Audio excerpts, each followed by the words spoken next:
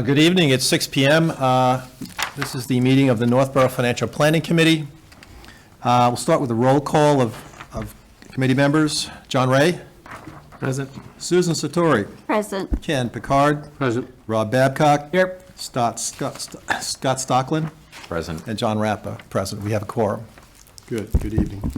Public comment. I don't see any members of the public here. I don't see anybody raising their hand. Okay. Yes, over there. Okay, next item on the agenda. Meeting minutes, the January 30th and February 11th meeting minutes. Mr. Chairman, I make a motion to approve the January 30th meeting minutes as submitted. Second. All those in favor? Aye. Aye. Aye. Okay. Mr. Chairman, I make a motion to approve the February 11th meeting minutes as submitted. Second. Second. All those in favor? Aye. Aye. Okay, done. Good, thank you. Next item on the agenda, DPW and Enterprise Water and Sewer Capital Projects. Scott Charpentier. Good Thank you, evening. Mr. Chairman. Welcome. Thank you. Thank you, committee members. Would you like to get into the Public Works capital first, or do you want to do a broad brush of the two buildings? I know at your last meeting you had discussed White Cliffs and 4 West Main Street. I'm not sure what the chair prefers. Let's cover your capital projects, and then we'll do the buildings after that. Does that All work? right. Wonderful. So you received the capital plan. It has been broken up into different sections under facilities, and then we have the general fund, highway, parks, and cemeteries, and our typical enterprise funds, water and sewer enterprise funds. So the only difference from what you've seen in past years, excuse me, is the facility section, which is still being built. A lot of the out years, the reason why you see really odd numbers, they're not all odd, there are some even ones there, but they're not just even thousands, is because they're derived from the facility condition assessment that we had done as funded by ARPA about 1.5 years ago. So you received a memorandum, I believe, in your packets, dated February 19th from me, with a little bit of a narrative on each one of the capital items proposed for FY26. I'm happy to go through those one by one and field any questions you have as we go along. Through the chair, I am going to recuse myself on the town hall. My wife is a part-time employee in the town clerk's office. I think it's appropriate that I recuse myself from Okay, when we get to that, that whole please. discussion. I think you're going to talk about that first. Yep, that'll be the first one. Then I'm going to Okay. remove myself now. Okay, thank you. So the town hall has HVAC needs. HVAC is heating, ventilation, and air conditioning. The building was originally a school. It's been floor space subdivided since then to accommodate staff, and it continues to do that to accommodate more staff. The result has been offices with no heat. Assistant Town Administrator's office has no heat. 3 of my administrative staff have no heat in their offices, and there are other offices in the building that have no heat. They have space heaters there. It suffices. It's not the best idea, and certainly not something the fire department smiles about when they come here for the annual inspections. We had an air conditioning unit, one of the roof-mounted air conditioning units, fail this past year. In the summertime, they would serve the MIS GIS department, our server room. That's a problem. Servers get very hot. You need to keep them cool. We mobilized a half a dozen mobilized mobile units. We brought in a half a dozen mobile air conditioning units to keep that space cooled, move the staff out of there because those things were too loud to work around. The materials took well over a month to procure. They're just not sitting on the shelf. Total cost of that work was a little over $40,000. Every single one of the roof AC units are the same era, not the same model, same make, same era. One failed, another one's gonna go, another one's gonna go. They go in the summertime when it's hot and they're being used. That was probably the worst room to go, outside of this one, according to the select board and the committees that sit here. Pretty unpleasant to have a night meeting here, I'm sure, with no air conditioning. Couple that with the fact that this building has no ventilation outside of windows. There's no air turnover. Air turnover is an important component with the tenant's health. You want to have certain levels of air turnover. If you're in a residential home, you want to have air turnover once or twice an hour. Building spaces, as identified in the memo, you want to have 4 to 6 turnovers per hour. That keeps your air fresh, your air clean. It reduces the transmission of viruses. If you have a building that's very old and there's, mildewy carpets because they're really old, or maybe there was a, Not here. no, these carpets are fantastic. Let's say you had a leak in one of the ceiling, units or the roof, and, you repaired the leak, your office had a leak. There's poor air quality when it comes to that moisture level. So those are 2 substantial needs in the building. The heat was worked on.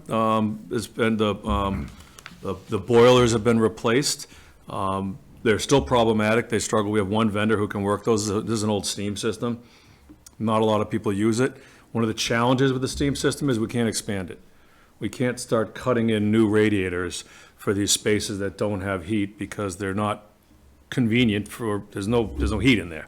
One of the other challenges is in the spaces that have been cut down and reduced in size, there's way too much heat. Everybody comes up the stairs over here.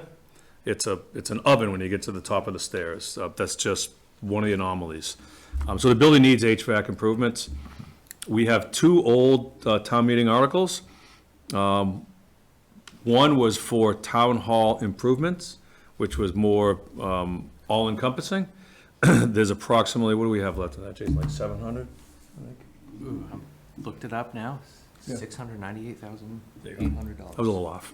And there's another one a couple of years later that was appropriated at town meeting for the specific HVAC needs of this building. These are old articles. The prices have changed drastically. We've utilized the HVAC article to engage a MEP, a mechanical, electrical and plumbing consultant to do some design work on the building. They're in the process of doing that. There are some pieces we need to know more about before the design can be advanced further.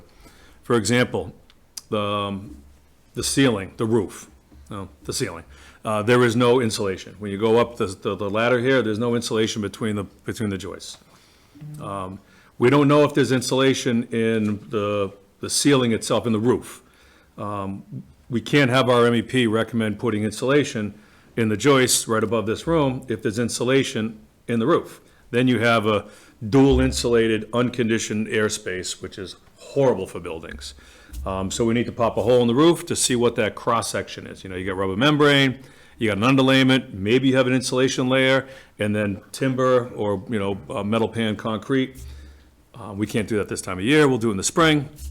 The process is evolving. We did ask our consultant to give us an estimate of where we think the cost will be for the work to replace the HVAC systems in the building. I don't know if the recommendation is going to be to do mini splits or to do heat pumps or to replace the units on the roof not in kind, because you can't buy those anymore, but with newer, more up-to-date units. The air conditioning units on the roof also use the old refrigerant. It's no longer available. There's 2 types of refrigerant, R13 and some our new one. Those are all the old ones, and the price is like 10 times more than the current ones, just because of the environmental compliance requirements. It's a problem. So the estimate came in at $1.25 million to replace all the HVAC in the building. With the prior appropriations of about $780,000, that leaves us $470 short. So we're proposing a $500,000 request at town meeting to replace the units, the systems in the building. I know we did a feasibility study recently for town offices. The recommendation from that committee was to go to White Cliffs, and it was over $40 million. And we're building a fire station. We got a piece of steel. Probably don't see that happening in the next decade plus for town hall to move. Even if it was to happen, the sale or reuse of this building needs proper HVAC. So it's a value added for the building, plus it provides a safe work environment for the employees of the community. Scott, how old's the boiler? One is 8 years old, and the other one, 6 years old, I believe, 5 or 6 years old. They're not that old. You expect a 20 or 30-year lifespan out of Generally about those? a 20-year lifespan, yep. Yep. Questions, folks? I have one, just procedurally. So the money was appropriated, and you may not know the answer to this, but I'm just asking, like, why, if the money was appropriated, why didn't we spend it or do it 2 years ago? It was appropriated, when was the 251? Remember? The 250K for HVAC? Is that like The, 15? well, the one that was in the neighborhood of $800,000 plus the $350,000 Yeah. CPA article. Sorry, if nobody Yeah. can hear me. It was 2012. Okay, all right, so under the prior, well, I can't say prior town administrator, but a few priors back. Way back. We had a long tenured one who was of the opinion that we're not gonna be here very long, so let's not spend money on the building, which we didn't. The two boiler replacements were not replaced because we saw them about to fail, it's because they failed. You know, a boiler failed, it was September, there was a bridge month, we had to replace it. The second boiler failed a couple of years later. That failed in the middle of the winter. That was critical because they work like pumps, one lead, one lag, one lead, one lag, and they cycle back and forth. Unless you get like 3 or 4 days of zero, and then they're both going 90%. So that was a problem because we had a difficult time heating the building with one boiler down. So they were both emergency replacements. Okay. I mean, I guess, so my question, it sounds like the town appropriated the money, it wasn't spent, now it's more, right? You got to top it off. Now we're appropriating more, Yeah. so. All right, so where does the money go when after it's appropriated? Does it just go sit in an account, or is it just a paper entry? Correct. It sits in an account. It's part of the town's, obviously, cash that it has Okay. in the bank. But, we account for it in our capital project funds. It's been on our books since that time. Okay.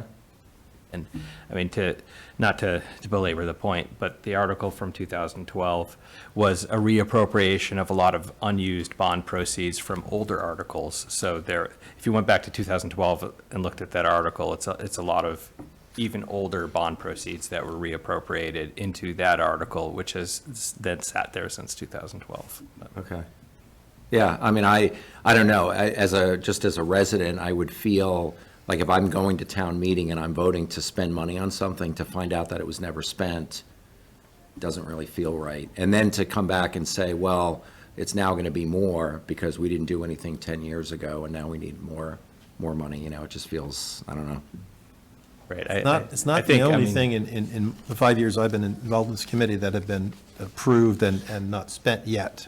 Yeah, So it's not the only one. yeah, So, I'm sure it's I mean, not. but by far, this is the oldest article that's sitting on our books right now.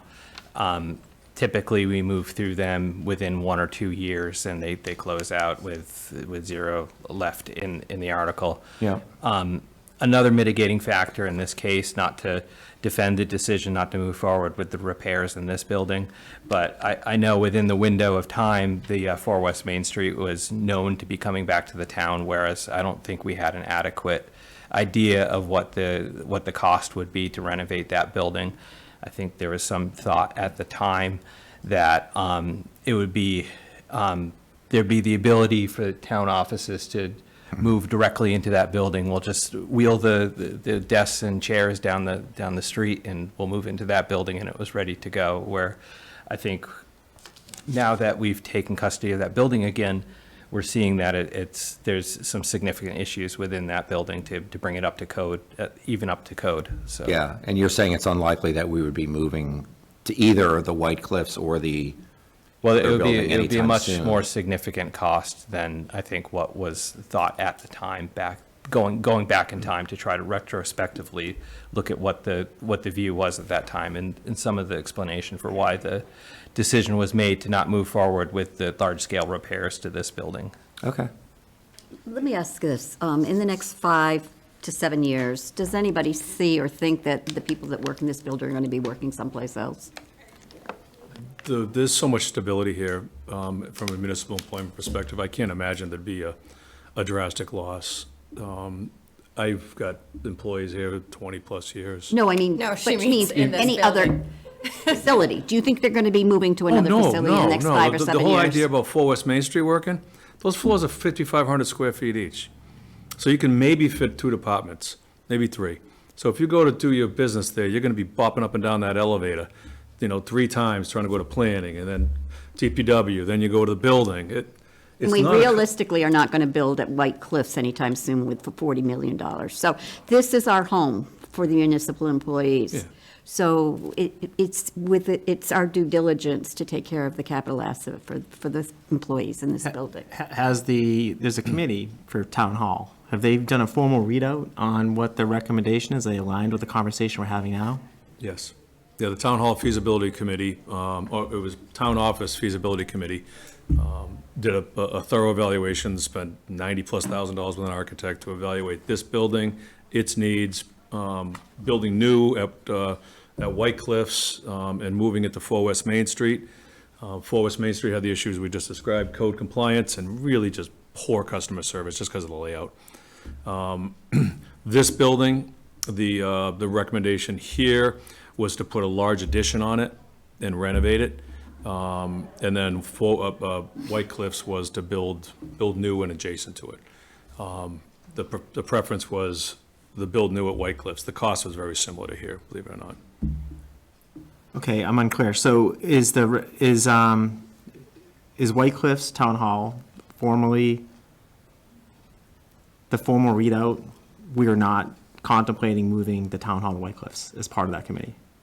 That was their recommendation, was to move Town Hall to White Cliffs with new construction, utilizing the existing historic structure as a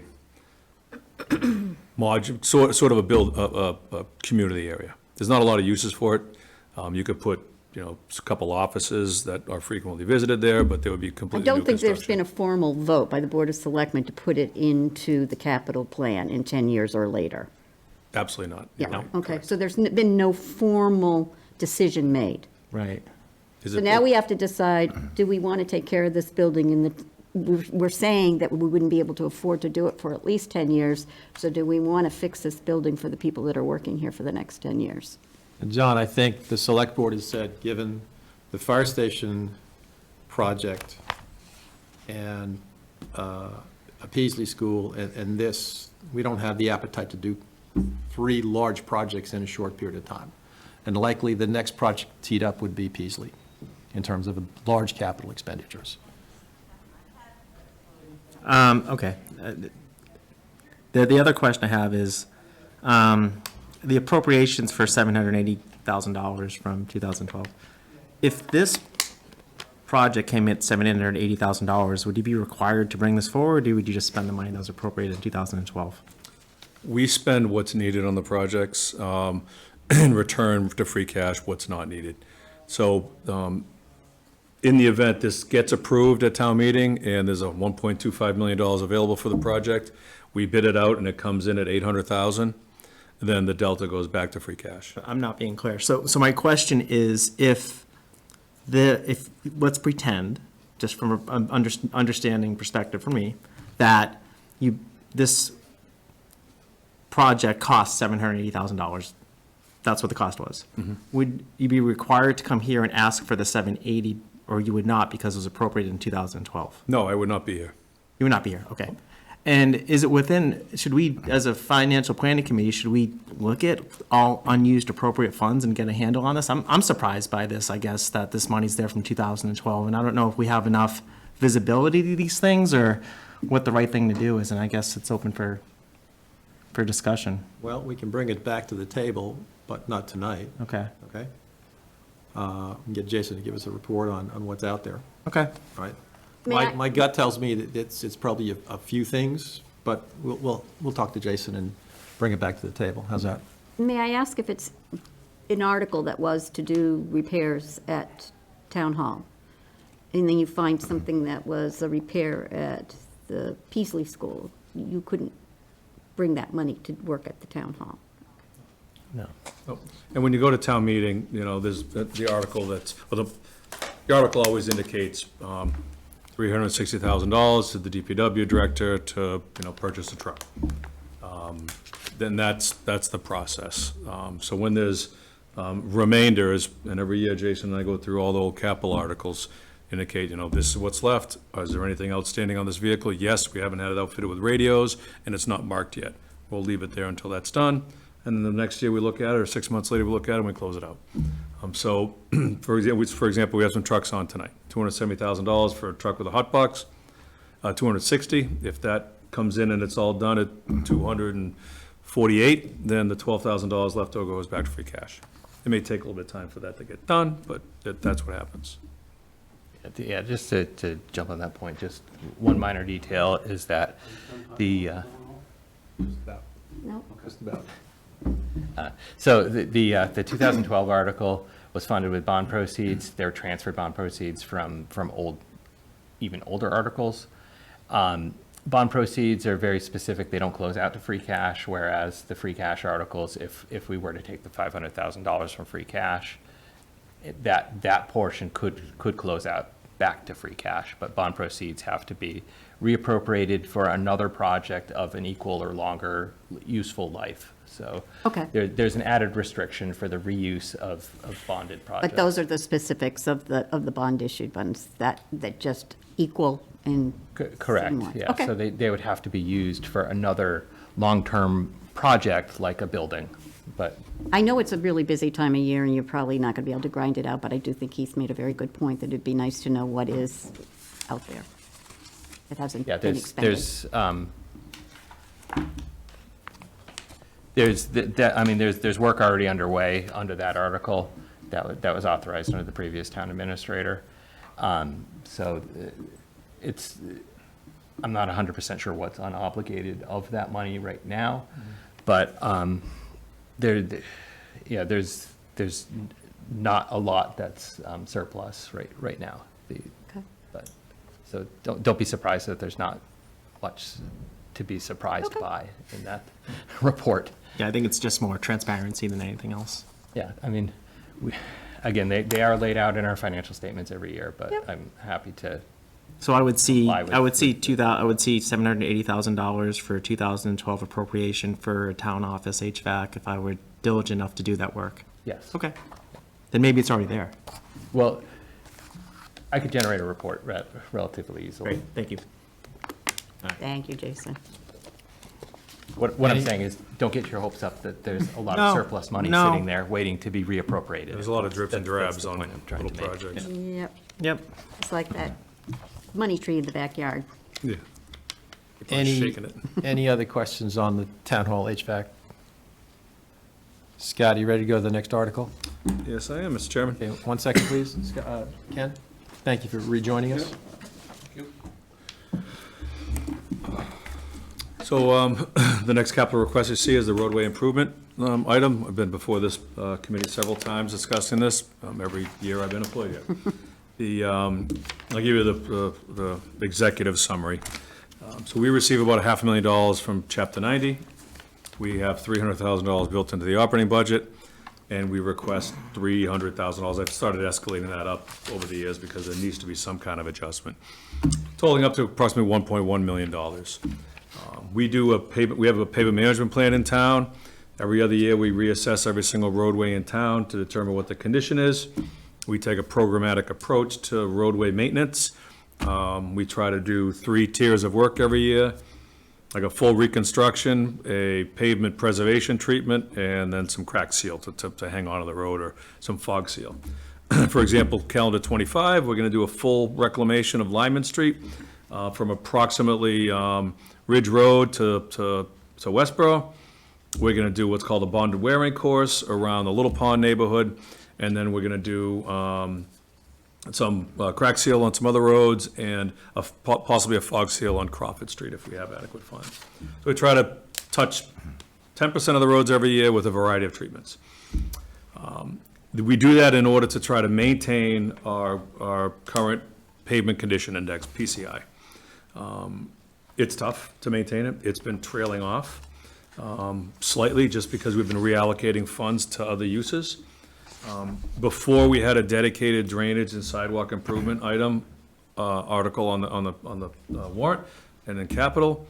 A lot of money was diverted to culverts. We had a culvert failure on Fisher Street. We had to come out of this roadway money. Culvert failure on Rice Ave that came out of this money. The first culvert specific article we had was the Lincoln Street Elementary, the culvert next to the Lincoln Street Elementary School. So we're trying to keep culvert money on one pile and maintain our roadways here. You know, I'm optimistic that the governor's transportation bond bill for $300 million this year will go through, which will be a 50% increase over our Chapter 90. So instead of 500, we'll get 750. This $1.1 million has been the number since I came here 9 years ago. Price of a ton of asphalt 9 years ago was $62. It's $92 right now. So there has been no adjustment to this number. So I'm hopeful that the governor's bill goes through and the money comes from the state to supplement this request. Scott, how many miles of roadway does the town have? A little under 81. Okay. We touch approximately 8 miles a year in some form of treatment. That's our goal. You also have a street list, like you've assessed all the streets that need help. Is that correct? That's correct. So it's not by people complaining, it's that you've done an assessment and then you go out and you've got a strategic plan. Yep, we have a pavement management consultant that does the work. What they'll do is like I said, they evaluate every roadway every other year. When they go out and evaluate the roadway, I have them capture another piece of data. 1 year, they captured all of our line stripings in town, so now we have a nice map of all that. We have them collect all our sidewalk locations, curb types, guardrail locations. At some point, I'm gonna have them collect all of our traffic signs. They prepare a capital improvement plan for us, a 3-year outlook. We review the first year based on some other needs, like I need to address things geographically. You know, I can't just spend all of the town's money on the southeast corner of town. That's not fair to the residents. There's also other needs in town. I know maybe there's an Eversource project going on Valentine. We're not gonna pay Valentine. We're gonna wait for Eversource. So there's a lot of anomalies that have to be taken into consideration. So we massage the capital improvement plan with that consultant, mobilize year 1, review years 2 and 3, adjust them slightly based on what the year 1 is, and that's an every other year cycle that we go through. Scott, Mass Dot, this doesn't touch Route 20, right? Doesn't touch Main Street? We don't spend a dime of Northborough money on a state highway. No, we plow the sidewalks because we're nice to the residents, but we're not fixing them. And I asked you 1 year before, our responsibility is everything outside the curbs, yes? Everything inside the curbs is, on Route 20 is the state. No, we don't touch the sidewalks, we don't touch the roadways, we don't touch anything on the state highway. All right. Nope. Thank We have to get permission from the state to have the Welcome to Northborough signs installed. West Main Street, past Times Square, that's also state highway. Right. 135 South Street, that's state number locally owned, so we own that road. When do you think you would possibly know about the governor, what's going to happen with the governor's budget in this particular line item? I don't know. I mean, I keep an eye on the legislation. I look at the MMA's website, you know, every couple days. There's 2 bills that I'm keeping an eye on, the transportation bond bill and the, what is it, the Municipal Empowerment Act. Yep. Those 2 are pretty important to us as municipal employees. Generally, she's late in improving anything. You know, we get our Chapter 90 appropriation halfway through the construction season. Northborough, we operate a bit conservatively, so we always maintain a fund balance in Chapter 90, so we can get our paving going in the beginning of the year. We're actually engaging our paving contractor now. I'm just waiting on insurance and bonds. Other communities who may not take that approach have to wait until July to engage their paving contractors, and then prices go up and schedules go down, because they don't have much time. Well, look, we know that this is a tough budget year. I just want to ask this question of you. If you should get another $250,000 from the governor, are you willing to then ask for less out of this and just go with what you've been doing each year? Because she would be able to bring you to what you've been spending annually if she gave you that money. Would you be willing to do that? To add a little information, it's for the first time, it's a 3-year bond bill. So there'll be 3 years of stability, which is a first for Beacon Hill. And yes, I know the Select Board has been interested in expanding sidewalks. The next item we talk about is going to be drainage and sidewalks.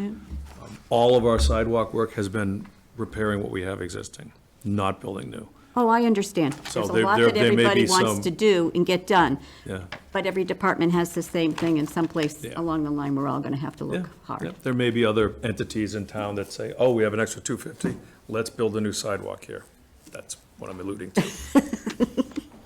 So, Scott, are there any roadways that are eligible for TIP programs in this town?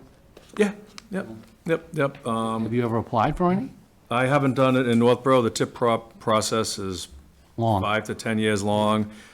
Generally, you need to have some components of economic development or safety improvement, and it's not going to be on a state highway. So if you think about some of our non-state highway thoroughfares, for lack of better terms, those would be the only roads that really would be considered even tip eligible. Intersection safety improvements as well is another one, in the event there's a focused accident pocket at an intersection. South Street is the only road that I could think of that would be tip eligible. And it would require a lot of takings. The municipality's responsible for all the design work and all the property easement takings. But I think the advantage of the TIP program is that the town I came from, we started off at an $8 million project. The state, through the federal government, paid for the $8 million. We paid for all the design, and then they agreed to pay all the overruns, which came out to be another $4 million. So the town, really, other than spending $800,000 for engineering, got a $12 million project. Yep, I've done a lot of tip projects as when I was a consultant.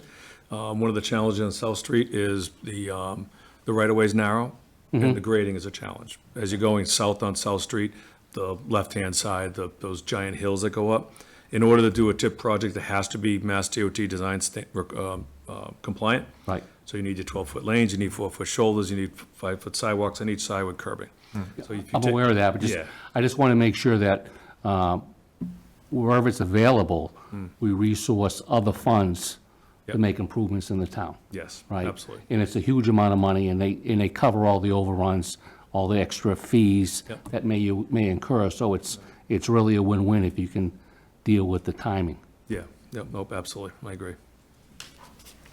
Okay, any other questions? Sounds good. Okay. Scott, next item? Sure, yep. So the next capital request would be the Drainage Sidewalk Improvement Program. We've had this on the capital plan for the past couple of years. You can see a list of projects that I was just discussing a little bit. The Fish Street culvert that was repaired in 2018 with paving money. Rice Ave was with paving money the year after. Davison Ridge was with paving money the year after that. All these are culvert failures.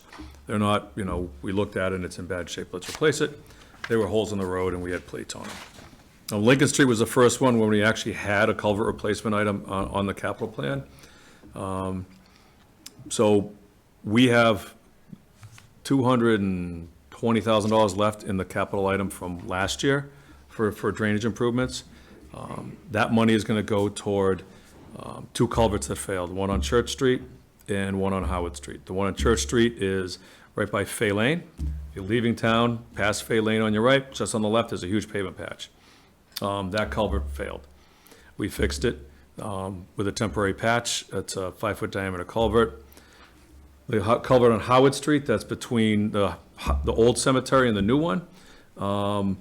That culvert, same water body, same waterway, same construction, same era, failed as well, same method of failure. We temporarily repaired that one. There's a third culvert on Church Street, same as the other two, hasn't failed yet. So we're hoping that we can afford to slip line cured in place pipe, both of those two culverts, Howard and Church Street, under this prior capital item. We have other culverts in town that I know are on the verge of failing. Brigham Street, when you go through the golf course, there's a double barrel culvert that conveys the Assabet. That's our culvert, and it's going to fail. Mass DOT inspects it every 2 years. What happens with corrugated metal galvanized pipe is your flow line is along the same elevation generally all the time. There's sediment in it. It keeps on going. It strips off the galvy, It rusts, strips off the rust. So we have longitudinal holes in those barrels, those culvert pipes, 2 and 3 feet long, maybe 2 or 3 inches tall. Rice Ave was the same thing. It went much further and much worse to the point where the top of the culvert fell.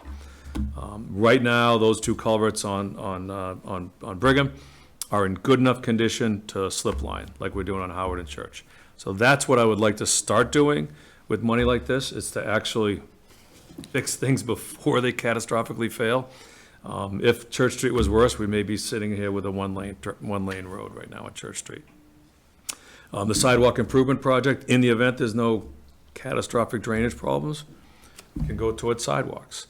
There are sidewalk repairs that need to be done throughout town. A lot of the neighborhoods, across the street off of Valentine where the community gardens is, there's a little cul-de-sac there, Orchard Circle, I think. Those sidewalks are just destroyed. When the roadway was built, the sidewalk was built, the developer put big trees right next to the sidewalk, and it's heaved, there's 3-inch root heaves along that. That needs to be fixed. We have the same thing on a cul-de-sac that's off of Davis. These sidewalks would never get touched if we don't have the resources, because we're talking that goes toward roadways. We don't have any money in the operating budget to repair sidewalks. It's just our guys. And our priorities are not always root protrusions and sidewalks. So there is a need for this item. Did you get any ARPA funds this year for sidewalks? We did, yes. You did? What are you going to be doing with that? All the ARPA money for sidewalks went to new sidewalks, with the exception of South Street. South Street, we're not doing South Street. So we're putting a new sidewalk on Gale and Monroe. That'll connect where the town common is, a little bit asphalt sidewalk that goes by the town common. It'll connect that along that side, around past Leland's house, over to South Street. So that'll be a nice connector walkway around town. We're finally connecting Allen Street from the bridge down by Hudson Street up to East Main Street. That's a gap. That's what I would love to hit around town. It's a known gap. You can't get from one area to a recreation area, with the Casey and Memorial Field. It also funded design for all of Maple Street, from Ridge Road to Bartlett. That's a very challenging section of road to put sidewalk in. There's grading challenges. There's no closed drainage there. There's an MWRA aqueduct crossing, plus utility poles along the way, may be problematic. Will So you be having that as a capital project anytime soon? I would expect there'll be a desire for funding that in the future, but I need to get a cost from the engineers first to see what the number's gonna be, then get permission from the authority to go across their aqueduct with a sidewalk. But So yeah, you say a couple of years? I should have the construction cost estimate by the end, mid-end of '25. Whether that falls into a '26 capital plan or not, I'll put it in the plan. I don't know if it's gonna be funded or not, depending on what the varying requests are. But that's another gap that I think should be addressed. Okay. And how much was the dollar amount from ARPA? I'd have to look it up, Susan. Okay, I don't it's okay. remember. It's all I right. wanna say it's somewhere in the 350 Okay. range, something like that. Just nice to understand what you got for the buck. Yeah, and is the opera money to actually construct the sidewalks too? To construct Gale, Monroe, Allen, and South Street, cement concrete, yeah. Okay. Yep. I remind the committee, we did receive a list of all the ARPA-funded projects, I think, in January, I think, right? Yeah, the first meeting that when we reconvened for this cycle. Right. In that pack. if Right, there- so the there is recap a- is in there. I think it's important when people are watching our meetings to understand that some funding sources have also been put towards streets, and we're working towards potentially asking for more money for streets just from designs. You may also see two articles for easement, or possibly one article for sidewalk easements on Hudson Street. There's a small gap between Center Ave, which is the senior housing on Hudson Street, across from the 3-Well Memorial, going past, I think it's a Unitarian church on the corner there, to get to Main Street. That little section, in order to get from Center Drive to Cumberland Farms, there's no sidewalk. There are two properties there that require easements, the ones that are very close to the roadway when you drive. They're residential properties. we may end up seeing an article at town meeting for easements there to construct that small sidewalk gap. Thank you. Anyone else? All right. Scott, proceed. Certainly. So we're into the vehicles.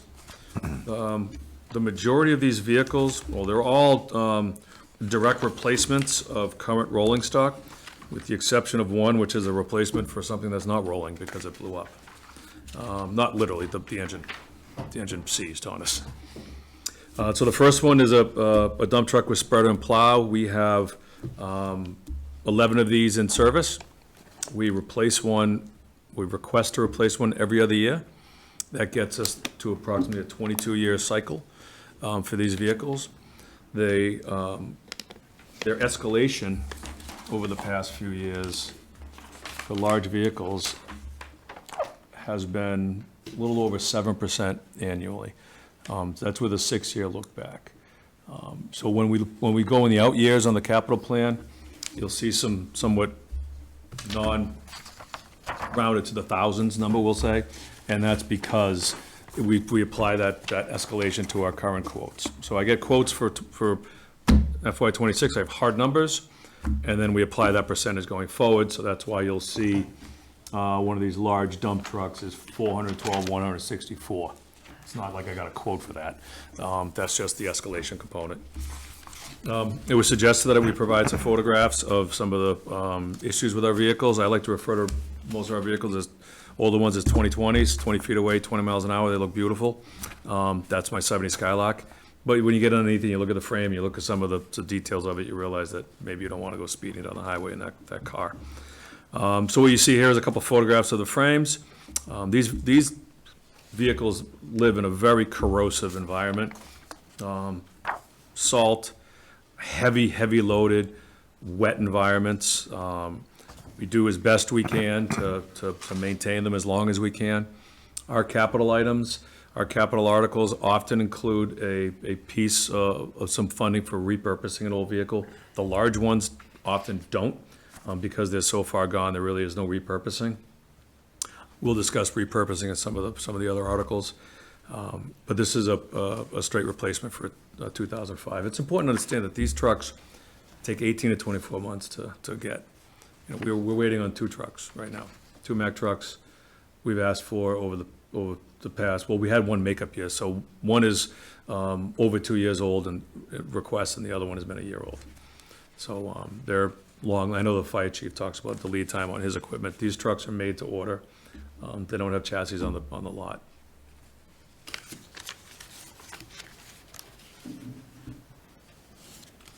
The next one is a 1-ton pickup. This is one of the size vehicles that we do a lot of repurposing on. So for example, one of our smaller pickups, we have a lift gate on it. It'll go around all winter with bags of salt, snow blowers, spreaders, shovels, all that stuff. I'm not gonna buy a brand-new pickup truck and throw that thing on it and have it slopping around everywhere. It gets repurposed on down the line. So, you know, like an F-350, this will start out as the superintendent's truck. You know, his current truck, which is a 2022, will be repurposed to likely the liftgate truck. And then in future years, this one will end up getting repurposed and on down the line. $100,000 looks like a lot of money for a pickup truck. I don't disagree. It's expensive. This is based on a hard quote. The quote we got was $92,000, and it included I want to say a $3,500 next model year update, because they don't know what the next model year is going to be, so they just put a number in there. So again, like I said before, when these things come in under, the money goes back to free cash. The last thing we want to do is get a quote for $92,000, request $92,000, and then it's a $4,500 increase, not $35,000, and then we're short $1,000. These have lead time? Yeah, these are about a The year out. pickup truck does. Yeah, right? believe it or not, about a year out, you know. Yeah, and they get outfitted, you know, so when we buy a Mack truck or a mid-size, which we'll talk next, buy the chassis from one entity. You know, they build the chassis, then that chassis goes to an outfitter, sits in, well, not in the Mack truck case, sits in line for a long time, and then the outfitter puts all the equipment on it. The heavy stuff, the salters, the plows, the belly scrapers, the hydraulics, all that stuff. And then it will go to a finisher who does the radios, the backup camera stuff, the calibrating setup for the spreader, the logos on it. So it's a step process to get it. So pickup trucks go through the same Is process. that what I'm looking at on page 4? Is that the 100,000? We're trying to find $100,000 that on the Yeah. packet. Page 4? It would be page 3. Page 3? Yeah, those are the photographs, the bed rail rot, and the rocker panel. Okay. And then the $100,000 pickup truck is, oh, I see, 1-ton pickup truck with plow, is that it? Yes, yeah, so there's actually two pickup trucks. One is a water sewer, that's the one I believe you're referring to on page 4. Okay.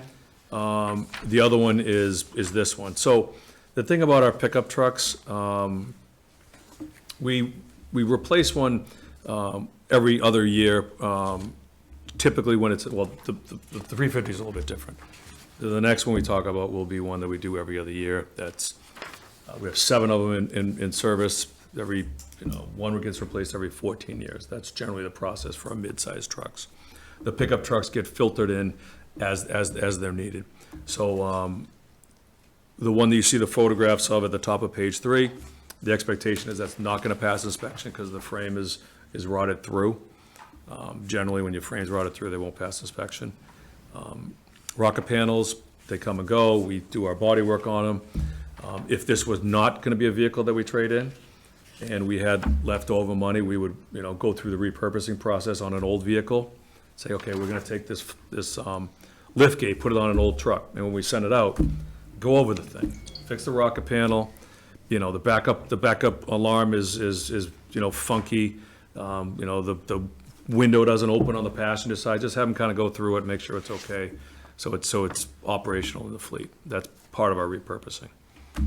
And then, I wasn't quite following the superintendent. The superintendent has a 2-year-old pickup truck? His is 2 years old, correct. What's that used for?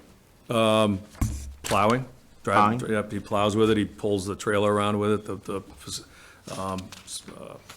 emergency response trailer, responds to after-hours events. That's his take-home vehicle. So if it's 3 o'clock in the morning and a tree comes down, he doesn't have to stop off at the garage, get out of his Jeep Cherokee, get into his work truck and get out there. He's right out there. So he has his equipment in the back of the truck, and in the event something happens, he pulls out his cones, throws some lights out there. He's there waiting for the on-call guy to get in. How many take-home vehicles do we have? His and mine, Okay, thanks. Your similar use case? yeah.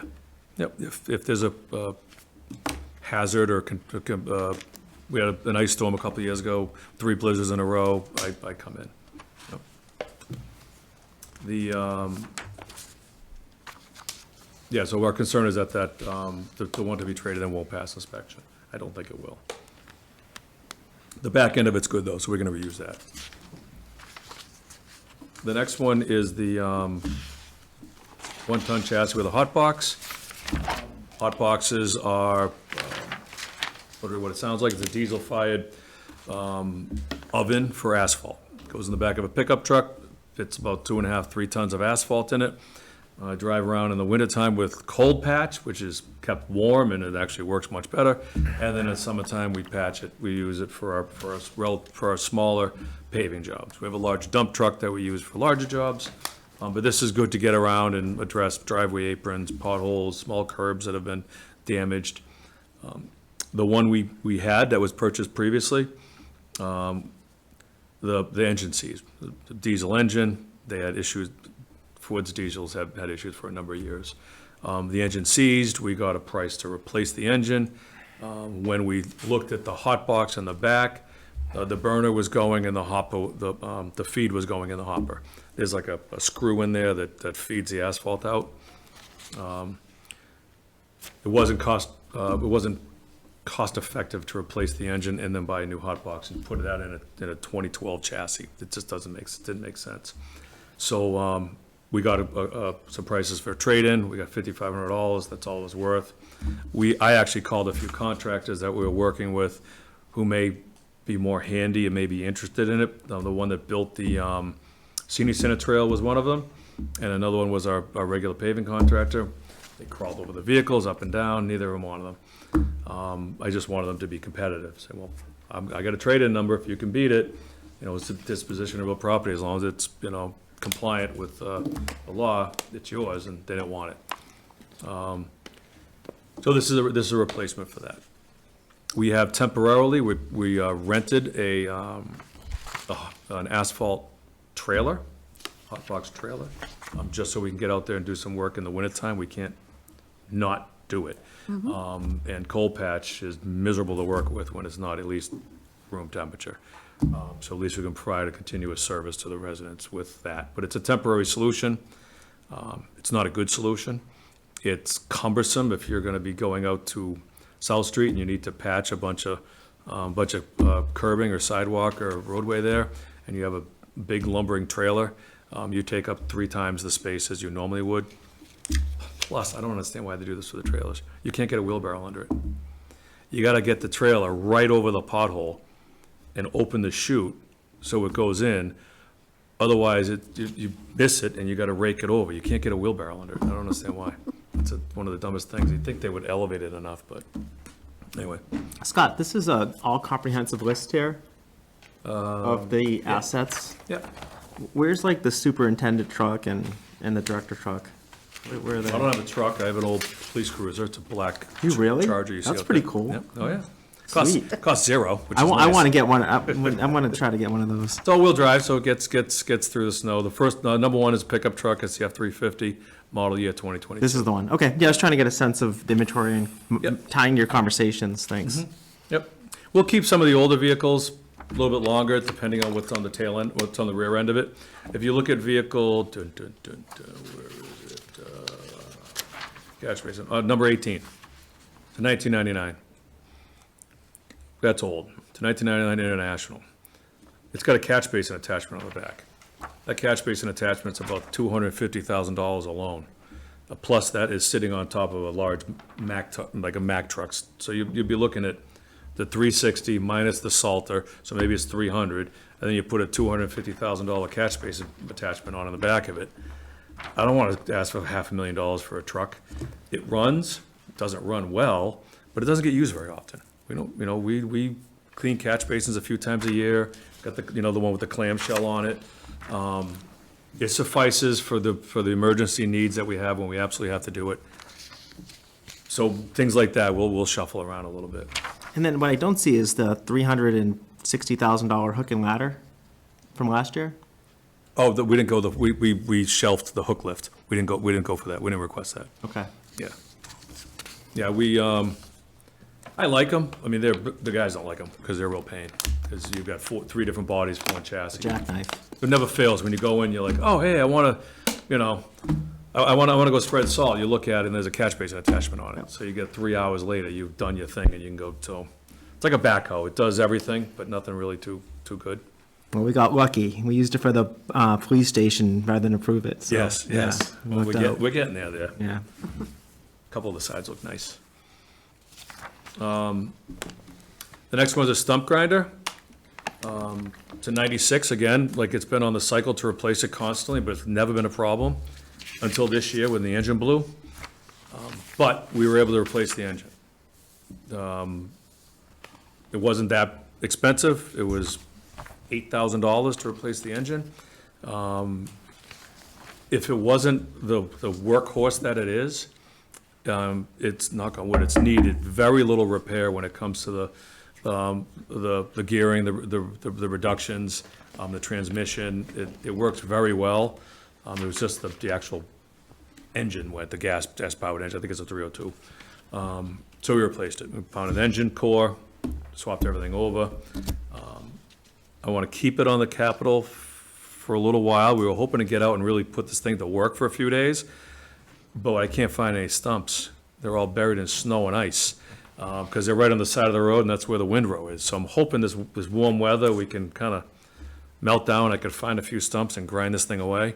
So before you have a formal vote, Mr. Chairman, I would like to give you a little more feedback on the viability of the current stump grinder. So you might push it out a year or two, is what you're saying? Yes, exactly. Yep.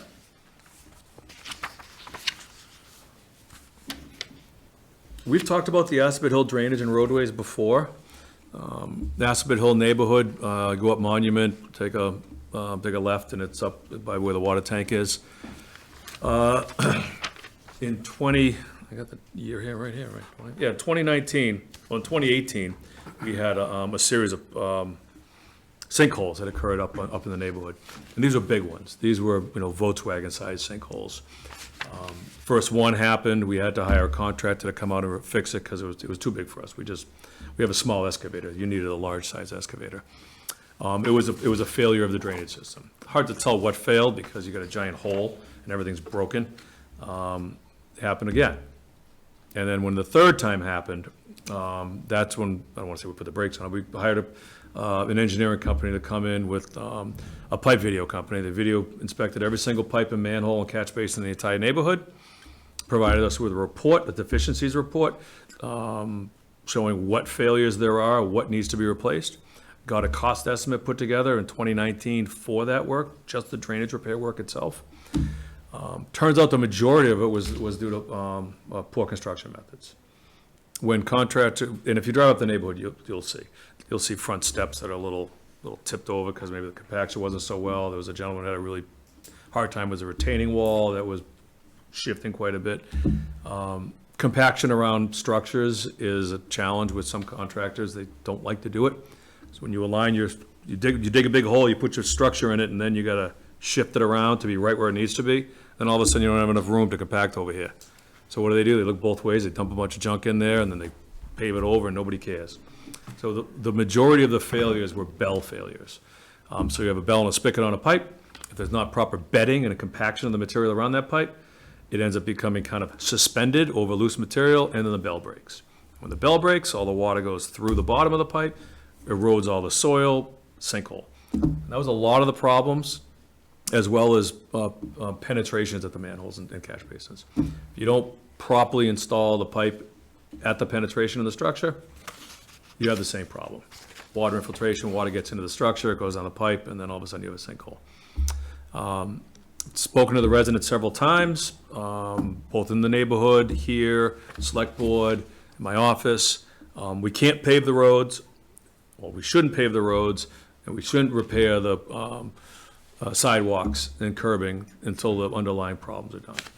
So I've been talking to them every year.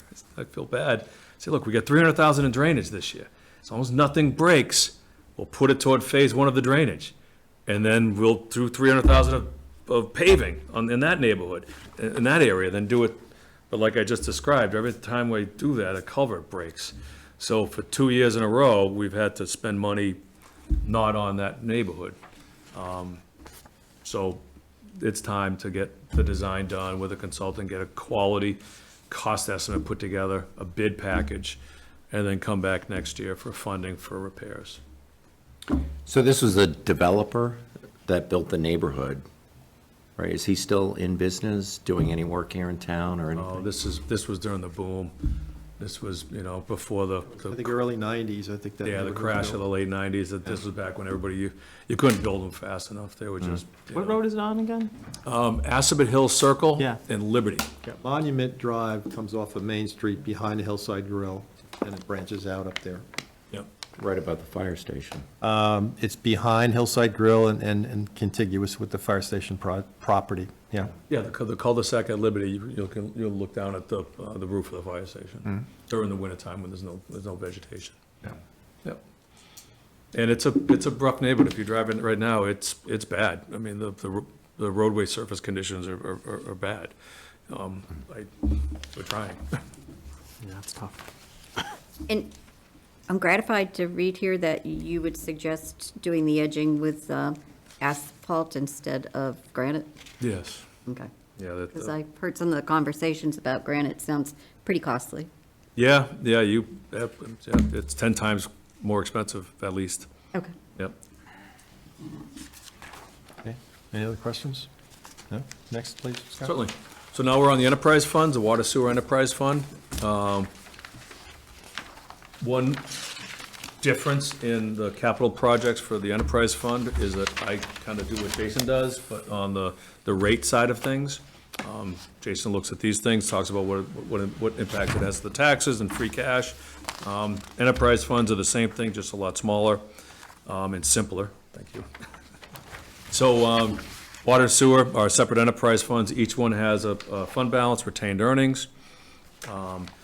Whether we pay for a project out of retained earnings or borrowing is driven by a couple things. One, do we have enough money in the bank? And two, what would the rate impacts be if we borrowed? So that's the analysis we do. We have a consultant we work with on our rate study every year. We work with them throughout the year and during development of capital plans and then fiscal year end when it comes to revenue and then the rate adjustments. So the first vehicle is another 1-ton pickup truck. This is the water superintendent's truck or whomever is driving at that time, primarily him. These trucks they spend a lot more time on the road than normal folks' pickup trucks. I mean, you see what the 2012 looked like.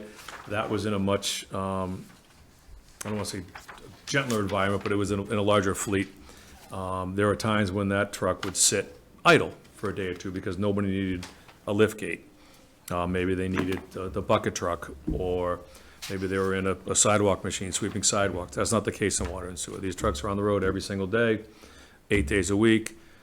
Some of them Saturdays and Sundays. This one usually does a Saturday and Sunday as well because they do rounds every single weekend. We've had body work done on this twice already. The last time we had body work done, it was on the bed, and when it got back from the body shop, they said, you're gonna wanna look at the frame. There's some frame problems. So we looked at the frame. I don't know if the pictures are good enough for you to see clearly. Not sure if it would pass inspection. It may or may not. There's not enough surplus vehicles in the water sewer side. There are none. There's 4 staff members, there's 4 vehicles, and there's a pickup truck, and there's a dump truck. So on the highway side, if the superintendent's truck goes down, he could drive around in the lift gate. If the lift gate goes down, somebody could drive around an F600 dump body. Is it perfect? No. I don't want somebody picking up trash in an F600 dump body. It's not what it's needed for. But there's some rolling stock available. Every vehicle has its own use. Water sewer division is a little bit different. Again, this would be a 60-40 split. 60%, $60,000 comes out of the water fund balance. $40,000 comes out of the sewer fund balance. There's no impact on the general fund nor the taxes. So just checking for understanding. So in this case, $100,000 truck goes to the superintendent's driving a 2-year-old truck, and that goes somewhere in the fleet. Oh, no, this is water and sewer. This is different. This yeah. is different, Yeah, this okay. is different, yeah. Yeah, no take-home vehicle. Yep. It's a different fleet. There's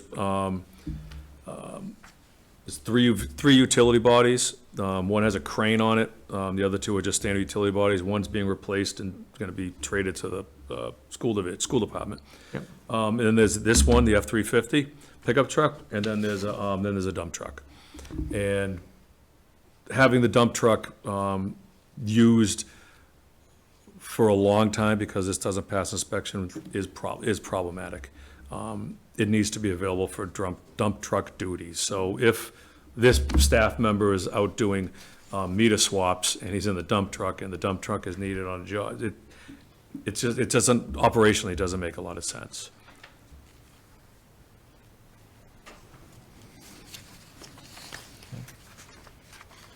Any other questions? This last one would be 100% water. Expectation is it would be borrowing. We would bond it. So we have utility bridges throughout town.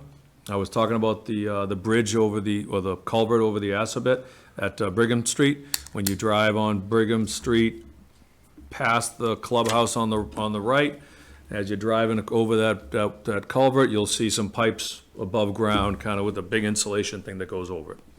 Well, that's utility crossing, that's utility bridge. Some of these utility crossings are over bridges that the state inspects elsewhere in town. They inspect that one. The state inspects all of our bridges. They identified a couple bridges that had problems with utility bridges. One is on School Street. It's past the four-way stop toward Juniper Brook. when you drive over it, it's over by the Christmas tree farm, you'll see that the sidewalk has been closed. We got chain link fence there, sidewalk closed. Mass DOT came out, inspected that bridge, found that the sidewalk support beams were in poor condition meaning the web, the vertical part of the I-beam has holes in it. You know, you could play operation with 4 fingers going through it, so they had us close the sidewalk. The water main is hung underneath that sidewalk. I reached out to Mass DOT, said we want to cut the sidewalk off. The sidewalk is held by by I-beams. The bridge itself for vehicles is metal pan, steel pan, concrete deck. So it's like a corrugated, cardboard galvanized steel. They dump concrete on it with some rebar. That spans the entire waterway. I asked DOT, can I cut the sidewalk off and put new beams in for the utility? Said, no, once you touch that bridge, you gotta bring the bridge up to code. Well, we're not gonna spend $900,000, $1 million on this little bridge that, the bridge is in okay shape. The vehicle portion of the bridge is not bad. So we're gonna build a new utility bridge on the other side. So as you go across the bridge toward Juniper Brook, the pipe will go from the right side where the sidewalk is, put a new one on the left side, new foundations, come out of the ground, the pipe will come up, go across. It'll be separate from the bridge, so Mass DOT will have no jurisdiction over it. Sidewalk will remain closed. We don't have the resources to replace that entire bridge, so that's what this need is. It's a critical need for that neighborhood. That is the only water source for that neighborhood. It's a single pipe that goes in. If that pipe was to go down, they would not have water until we would somehow manage to get them some drinking water. The other bridge is on Otis Street. It's right by the coffee roasters, Bavarian Farm, where everybody's favorite curve is. As you go down that curve toward Walmart, on the right-hand side, you'll see the utility bridge. The same thing, big pipe, round insulation on it with big collars. That beam is suffering from the same disposition as the other one. There are sections, portions of the web, the vertical part of the I-beam that you can put your hand through. It's a lot simpler of a project because it's on the side, it's not hung underneath. So what we're proposing there is to temporarily support it, put a couple temporary foundations with the beam across, hang it from that, pull the junk beam out, put the new beam in, a couple new rollers, fix the insulation, put it back down, and we're good to go. Lot simpler project. Both of them require environmental permitting. This one is very similar when it comes to impacts to our customers. There is no loop. That pipe goes down, all of Lawrence Street loses water, the rest of Otis Street loses water, Walmart loses water, and so does Lexus. So these are critical components that need to be addressed before, knock on wood, if anything was to happen. Not to digress too much, but how many non-looped water lines do you have? We have several, yeah. It's a challenge, especially Juniper Brook. I mean, it's a perfect example of a neighborhood that was built by a developer. It looks like it's probably early 60s, maybe late 50s, post-World War II era. Go in, give the pipe, get out of there. That's all they wanted to do. There was no requirements back then for redundancy. We had a goal of extending the water line at the bottom of Lawrence Street, up Belmont Street, Route 9, toward the Route 20 interchange, service those customers down there, and then pop through the Mass Highway access drive and get over to the water line over by Northborough Crossing. Do you have any dead ends on these? Oh, yeah, we have a dead end on How do Crawford you Street. handle like Legionella, We have a dead end on Crawford Street, yep. right? Because that's how you develop Legionella in your water supply, when you got dead ends. Well, we have a flushing program that maintains our chlorine residuals. We test our chlorine periodically. I believe our chlorine is tested weekly. We put a new mixing system in at our Assabet Hill water storage tank a couple of years ago. This committee approved funding for it. And our residuals are confirmed by the MWRA. Yeah, so we have good water, we have really good water. I don't like dead ends. No, You know, not I agree safe. with you. It's a water quality issue, and it's something that should not be in practice anymore. But you're saying we've got a couple of potential single points of failure. You lose the one on School Street, you take 3 dozen houses out with no water in Juniper Brook. Yep, yep.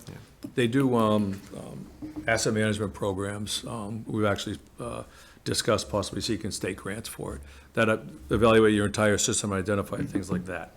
Dead ends. Can you loop this thing easily? Are there critical single corridors for service?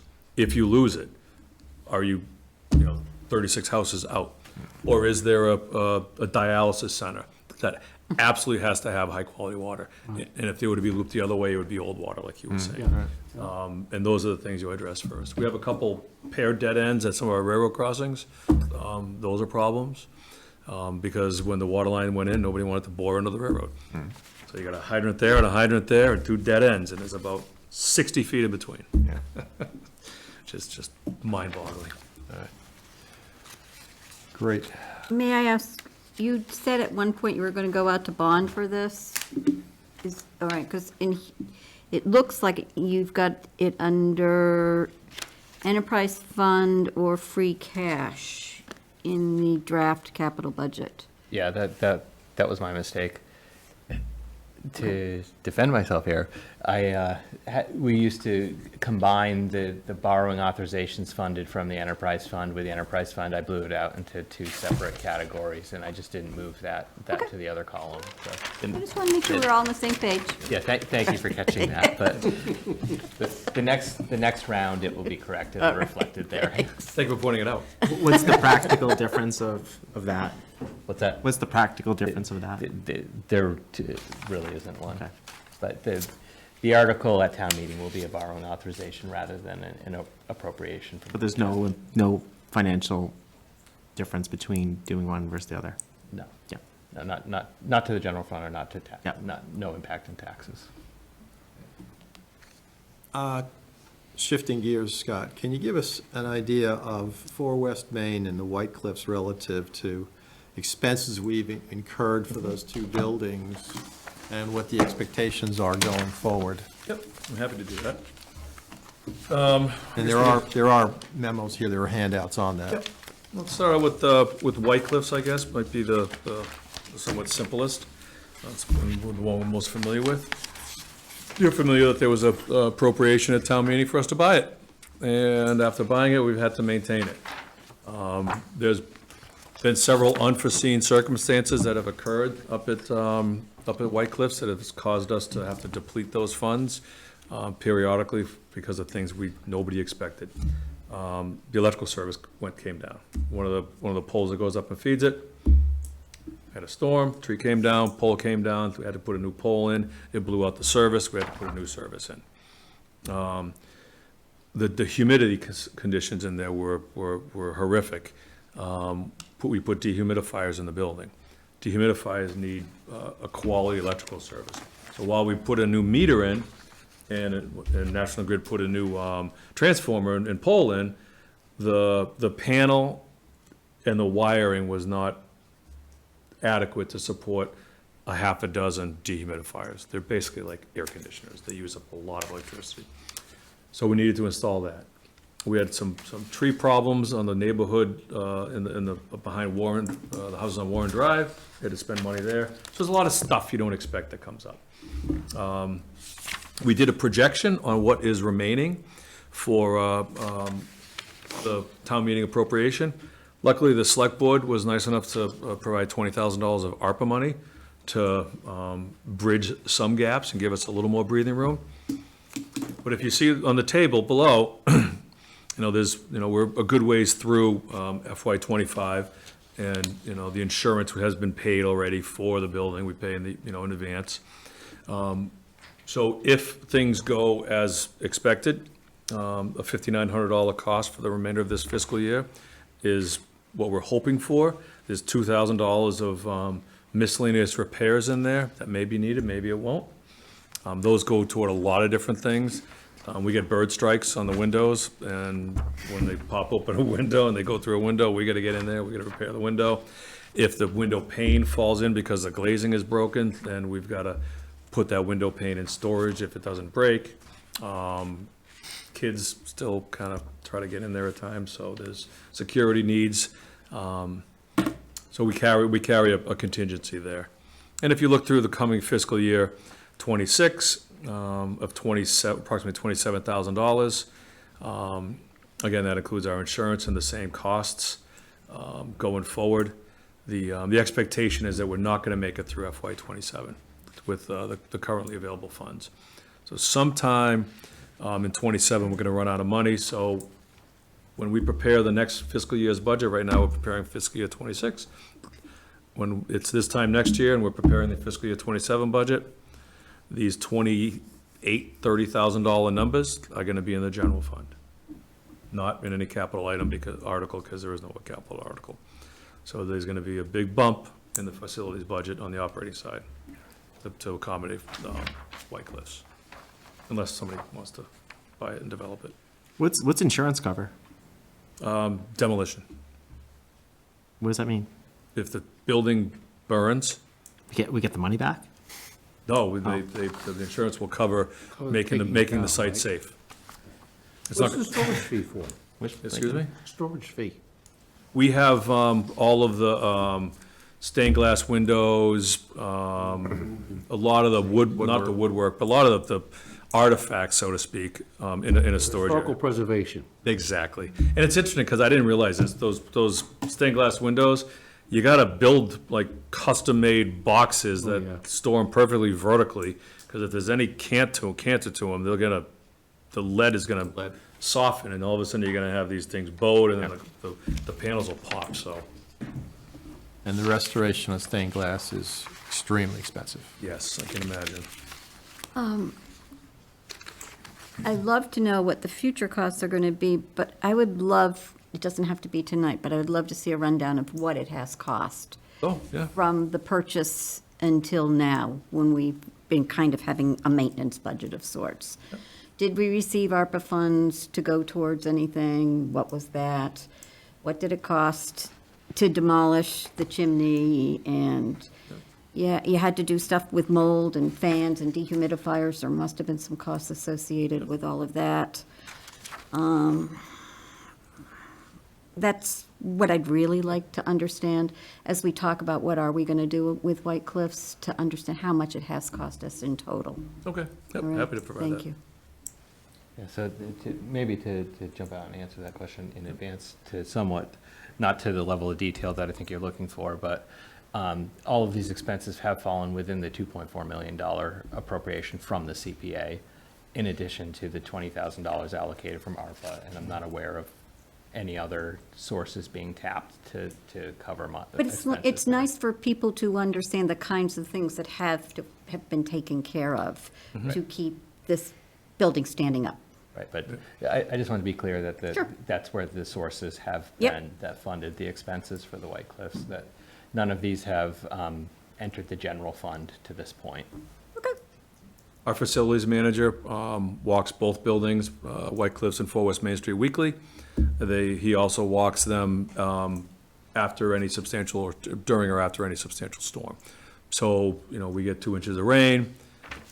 If it's working hours, he'll pop out to take a look at it, and then pop by the next morning and see if there's been any issues with both buildings. So we keep an eye on them. There's security cameras at White Cliffs that are linked into the police station, just to make sure that there's no nefarious activities going on in or around. I like those kind of costs, too. Yeah. Those, Yep. those are man-hour costs. Yep. Where he could be doing something else. Yes. Yep. Any other questions on White Cliffs?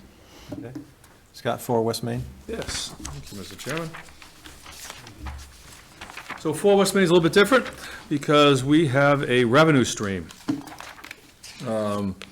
So the first page, you'll see a bunch of expenses incurred. These are things that we don't expect.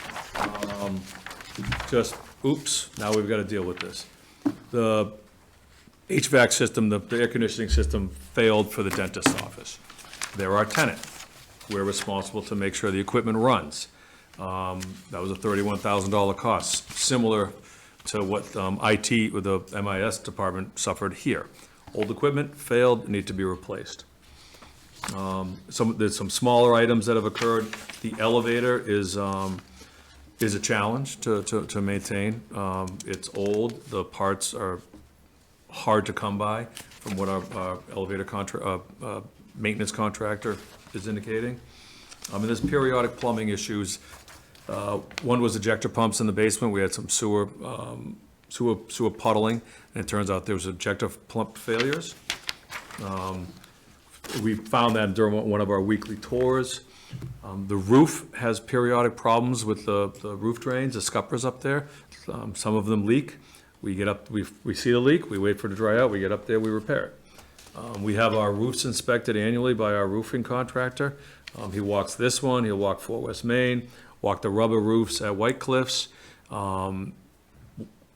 Does a cursory inspection of the roof at the library because it's relatively new. Same thing at the senior center. We know there's some problematic valleys there that maybe get some ice dams sometimes, so they do that annually. So it's just kind of the unforeseen stuff that happens when you basically buy an old house or buy an old building. What you will see, though, is that our cost for FY '25 was high, $70,000 plus $30,000 for insurance. That's $100,000. If you were to take away the $30,000 HVAC replacement, we're at $70,000. FY '25 isn't over yet. The winter's not done yet. There's still gonna be things that come up. So maybe we end up in that $75,000, $80,000 range with that HVAC problem. When you look down for what's projected for '26, we have a $10,000 just in case when things break and we have to fix it. But the known expenses, if you include that 10K, is about 52,000. Add in the insurance cost of 30, that's $82,000. The next list of bullets are revenue. So we have projected revenue annually, maybe $70,000, a little bit more. And we have expenditures a little more than $80,000. So the building, without any substantial problems, costs the community a little over $10,000 a year. It's not cash flow positive yet. No, nope, and the longer you wait, the worse it's gonna get. If you look at the capital plan, and I don't wanna go into detail in years out, but next year, on the capital plan, on facilities, almost all of it is associated with, Fort West Main Street, with about a little, almost 1.5 million for Fort West Main next year. And those are numbers that are based on the facility condition assessment and not like a detailed. When we get close to FY '27, we'll get some hard numbers and it'll be more accurate and more detailed, but there are needs in that building. We do what we can in-house, but that's not, we don't fix AC units, that's not, we're not licensed technicians. So I know the committee asked for the information about expenses in these buildings, but this is really operational cost. Yep. It's operational. It doesn't become capital until you're gonna spend $1 million on your AC and other improvements. Right, yep, Okay. purely operational. I'm just trying to get an idea by asking the questions to see if it's worth to keep as a capital I asset understand it. Just- to the town. I wanna make sure people Yeah. understand this is operationals, right? Yep. These are operational Yeah. costs. So every year they're at court. Yeah, Yeah. They're in the budget and they're recurring. yep, So if you wanna eliminate a building, you can eliminate these costs. right. Does anybody have any idea, like, the tax assessment on this building, like what it might garner us in tax money? If we looked at, what do we look at? I'm just thinking if it would be comparable. The GIS tells you what the land and building value is, and then you just multiply it by the Yeah, $17 or whatever it is. Divided by 1,000 first, please. Just something Yeah. yeah. to ponder, I mean, honestly. So we exercised our right to acquire it 2 years ago for $10,000. $10,000. Yeah, it was a no-brainer. Yeah, it was, we could have probably argued the case a bit just because of the lack of upkeep, but just get us in there, get out of there. The longer we wait, the worse the building's gonna get. Right. Who sets the monthly lease amounts? And are those indexed for inflation? I'm assuming that they go up every year. The T-Mobile lease was established by the prior owner. I don't believe we renegotiated that. It was just a lease transfer. I believe we did negotiate a new lease with the dentist. Okay. I think it's a 3-year lease. I'm not sure how long he intends to stay in business. Considering he signed a 3-year lease, I'm not sure if he wants to renew his lease after 3 years. Yeah. I'm not sure. I mean, I'm curious, not that you would have the answer for it, but I'm curious, like, why it seems such a struggle to get people in that building, you know? It seems like every time we've had someone on the ground floor, I know that there were restaurants that came in and nobody lasts. Is it parking, you think? We did as part of the town office's feasibility study, they did a market analysis of the building. And it kind of graded the space. So, and I'm not a real estate person at all, but I guess when you have commercial space, there'll be, A-grade space, which I envision a nice lawyer's office, or B-grade, maybe a nice engineer's office, C, maybe your attorney or your accountant you're gonna go to do your taxes. This was like D level space, so that might be it. It's costly to fit out for a tenant. Yeah. And I don't believe that as a municipality, we're really in a great position to do fit outs. Yeah. It's just, we don't have $180,000 to fit out the top 2 floors for your business that comes in, because you want to sign a lease next month. I don't, Yeah. it's just it's an odd, municipalities aren't built to be landlords. I had, we own a lot of property. I had heard that Mumford Brewery was a potential tenant. Is that accurate? Yeah, they came in and took a look at it. We did one walkthrough, and that was it. So, okay, so not an active. No, that was last spring, I think. So we don't have any prospective tenants interested in the building right now, No. One more would tip us cash flow positive. potentially. Just one. And is there, this committee's for everything, but is there a plan for this building? Like to either, like you mentioned, town's not great owners of property, like who owns that conversation? Last night at the select board's meeting, they wanted me to form a committee to see what would, potentially options that we could have to put out for an RFP. Do we have the $90,000 for the design committee and? No, there's no way that's happening on my watch. No. design money. Okay, no, that's super useful. Thanks. We do have somebody that would like to walk it, so that's a little bit of interest. You think about, outside this conversation, we talk about economic development committee and these other things. These are the kind of things where you could really work with people and it could be a win for the town. It's a great spot for the right business to come in and help with our vision for what the town could be. And parking aside, it's a property that is in the center of town. I know that Lori, the planning director, is enthusiastic about the downtown revitalization project being a kickstart, for that area. And hopefully dressing up the grounds, so to speak, for the building will be beneficial for its, marketing for an RFP or something. Right. She's going to be requesting $2.1 million for Blake and Pierce Street revitalization right next to the building. So, Property value just went up. I'm assuming that this could be part of the discussion that we have on Thursday, right? About attracting businesses. That building has been empty. I know that there's been a restaurant in there, a food place, there was a gym at one point. The dentist seems like he's been there forever. I didn't even know that there was T-Mobile in there, but, The T-Mobile is a cell tower on the roof. Oh, okay. but the building was built in Great tenant. 1985. Yeah, he's on the roof. Yeah, Just keep the yeah, low the roof in maintenance. good Yeah. shape. Yeah. They never call. Yeah. Okay. So what I'm hearing from you is you don't think it's a space for municipal employees. It doesn't sound like you It's advocate for that. It's inadequately sized, so we would have to, part of the consideration, if town hall was to go there, was to get rec out, send them to another building, 11 Pierce maybe or something, and take DPW and send us out, maybe to the highway garage with an addition.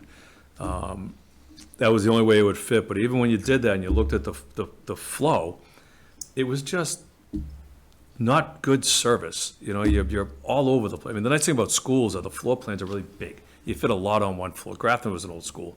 I live in Grafton. Their town hall's just like this, but, you know, it's been renovated. It's just easy to do business there. It's just cumbersome to do business there. And I can't imagine going up and down that elevator so many times, like, just to do what you gotta do. I mean, oh, I wanna pop in and see the town administrator. Well, I'm not gonna take the elevator to the fourth floor just to do that. So you get no visitors. And Scott, there's just the staff. Yeah. Staff flow in and out, Oh, yeah, can you imagine? I know, right? let alone visitors. And Steph, you have numbers of things that need to be done in that building just to be able to For use West other Main? floors? Yes. Yeah, because as I said before, I wanted to introduce rec into the building just to stir some type of interest. And there's a lot of code issues because the building department, as of July 1st, we have to adhere to the new code system, and they're a lot more restrictive than today's codes. So there's some egress issues, there's, even the stairway wells aren't wide enough. There were other HVAC issues, drainage issues, so, yeah, it's costly. One of the odd things about that building is they took a 4-story building and made it 5 stories. So when you're in the gym, the windows are at your feet. And then when you're the floor above, you know, the windows are up at, it's only the skylights. And then the floor below, the windows are up at the ceiling. It's a really odd building. And one of the challenges that Stephanie was alluding to is for code compliance.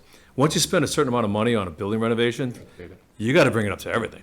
And we're talking this energy stretch code, every building can be served just by electric. I mean, there's a massive implication if you start tripping certain thresholds. The town hall feasibility study results has what you were asking about, how much is it going to cost? Here's a number to renovate 4 West Main Street so town hall can fit there, with certain departments leaving. It's a big number, and it still doesn't provide a good service to the community.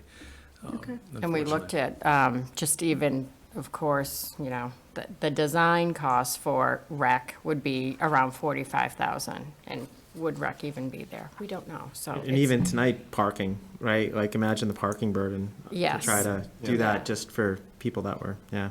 One of the things it's good that you brought it up, John. One of the challenges with that building was in order to meet the parking load requirement for town hall to be there, 2 of the 3 parking lots there would be used up. You got the one across the street from the fire station, that's municipal parking. You got the one by the 3-1 Memorial, Which fire station? 11 Pierce, the current one. Right across the street, there's always the Challenger trailer that's parked there. And then there's one by 3-1 Memorial, and then obviously the one we all know right next to 4 West Main. 2 of those are filled all day with cars. It's just, if you want to do economic development downtown and your parking lot is full of town employees and people paying their taxes, doesn't really work, unfortunately.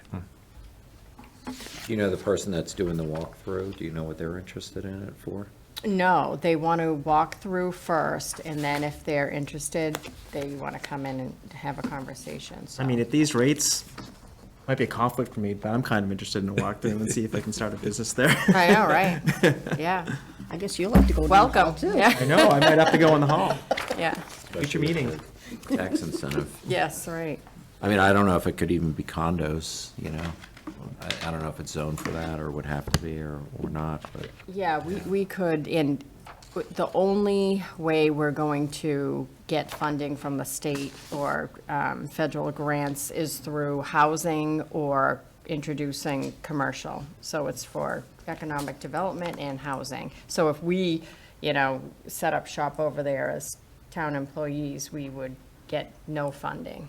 So I met with Kerry Salwa from CMRPC today, and there's quite a few grants and for that type of development, but we'd need to pull somebody in because when we do the work, we have to adhere to prevailing wage, so it costs double the amount than somebody else to come in, a private. Yeah, I mean, investor. I would almost think maybe leaning towards like selling the building, you know? I mean, if it's gonna be a drain on us and we paid 10 grand for it. Yeah. We could sell it and buy some trucks. Right, which is why I think the select board were saying, okay, well, in the RFP, decide what you want. Mixed use, half housing, half commercial, all housing, who knows? So, yeah, It's a nice looking building. it is, it's I mean, I bet beautiful. some condos would be awesome. Yeah, Well, the building, the predecessor was that, Yeah, and the building was built to resemble somewhat that architecture. yeah. When it burned down in, what, 84, 85, I think? Yeah. Yeah, the floor to ceiling height is a challenge for any office space. It's more attuned to residential. I don't know if you've ever been in the gym there, where you almost feel like you're gonna hit the ceiling if you're lifting weights. I think they're 7'9" ceilings or something. They're very low. yeah. And then they have a little kiddie room with mini tiny rooms, so it was just built for whatever they were using at the time. So it's the oddest setup, Kind of bizarre. yeah. Well, that's all good, really good information. Thank you. Folks, anything else for Scott? I have I one just- question. Yes, no, go, please. Is it sewer or septic at Peasley? Peasley is septic. Okay, thank you. Peasley All septic, right, all right, thanks. John? 3 unrelated things, but for you. I think one of the things is, and I don't know how to do this, so maybe it's more of a conversation. I think it would be useful when we look at the town office HVAC, $500,000, a lot of the rationale we talked about is not on here. And one of the things that resonated with me is that we plan to use this building for 10-plus years. I think we should call that out and to make that clear. To your point, we typically have a dialogue in our report about the specific articles and where something's got a useful life or whatever. So I think we put some dialogue in that line item, in that warrant item when we get to it. Yeah, and just don't want to lose the thought because Yeah. just have it captured, but I would Yep. think that would be useful to make sure these are things, information changes a lot. The other question I had, and this is, I mean, maybe not material, but maybe it's just form. So the $470,000 that we're asking for the funding gap, we're asking for 5, it says 470, it impacts our taxes, like, why not just put 470? We can. I mean, the 1.25 number is budgetary only. So the 5 may even be, unwarranted, and maybe 1.2, maybe 1.3. Sure. So, 470, I don't know where the bid's gonna come in at. I mean, I'm indifferent on that one. So, yeah, 470 is absolutely fine. And then the last, this is just for me, I mean, I heard a tip conversation, got some experience over here, some experience over here. And then as I was listening to that conversation, and I think of some of the roads we have to get to places that have businesses on them, like Hudson, Church, do those qualify? Like when you're talking, and I don't know the segments, but we got a farm on Hudson, we've got industrial, we got a business there, we've got this, should we be forward thinking on grants and things like that? Hudson Street would be applicable. It's I won't say a thoroughfare, but it's a busy road. There would be a benefit or check on the good side for the aqueduct, the accidents at the aqueduct. I've always wanted to separate the lane and put it through the next opening and have, the 2 openings used. Yeah. That would be a viable tip project, probably.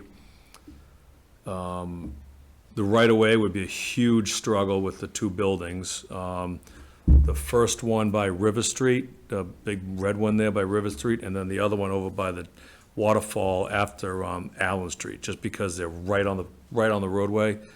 You probably have to shift the road alignment. I to walk it all other the side. time. And there's a lot of trucks now, and there's not a lot Yeah. of room. And there's not a lot of room to actually go in people's yards. Right, I mean, the rest of it's pretty simple to widen up, maybe by the Yelix Field, maybe a challenge, because you got the huge slope there. Yep.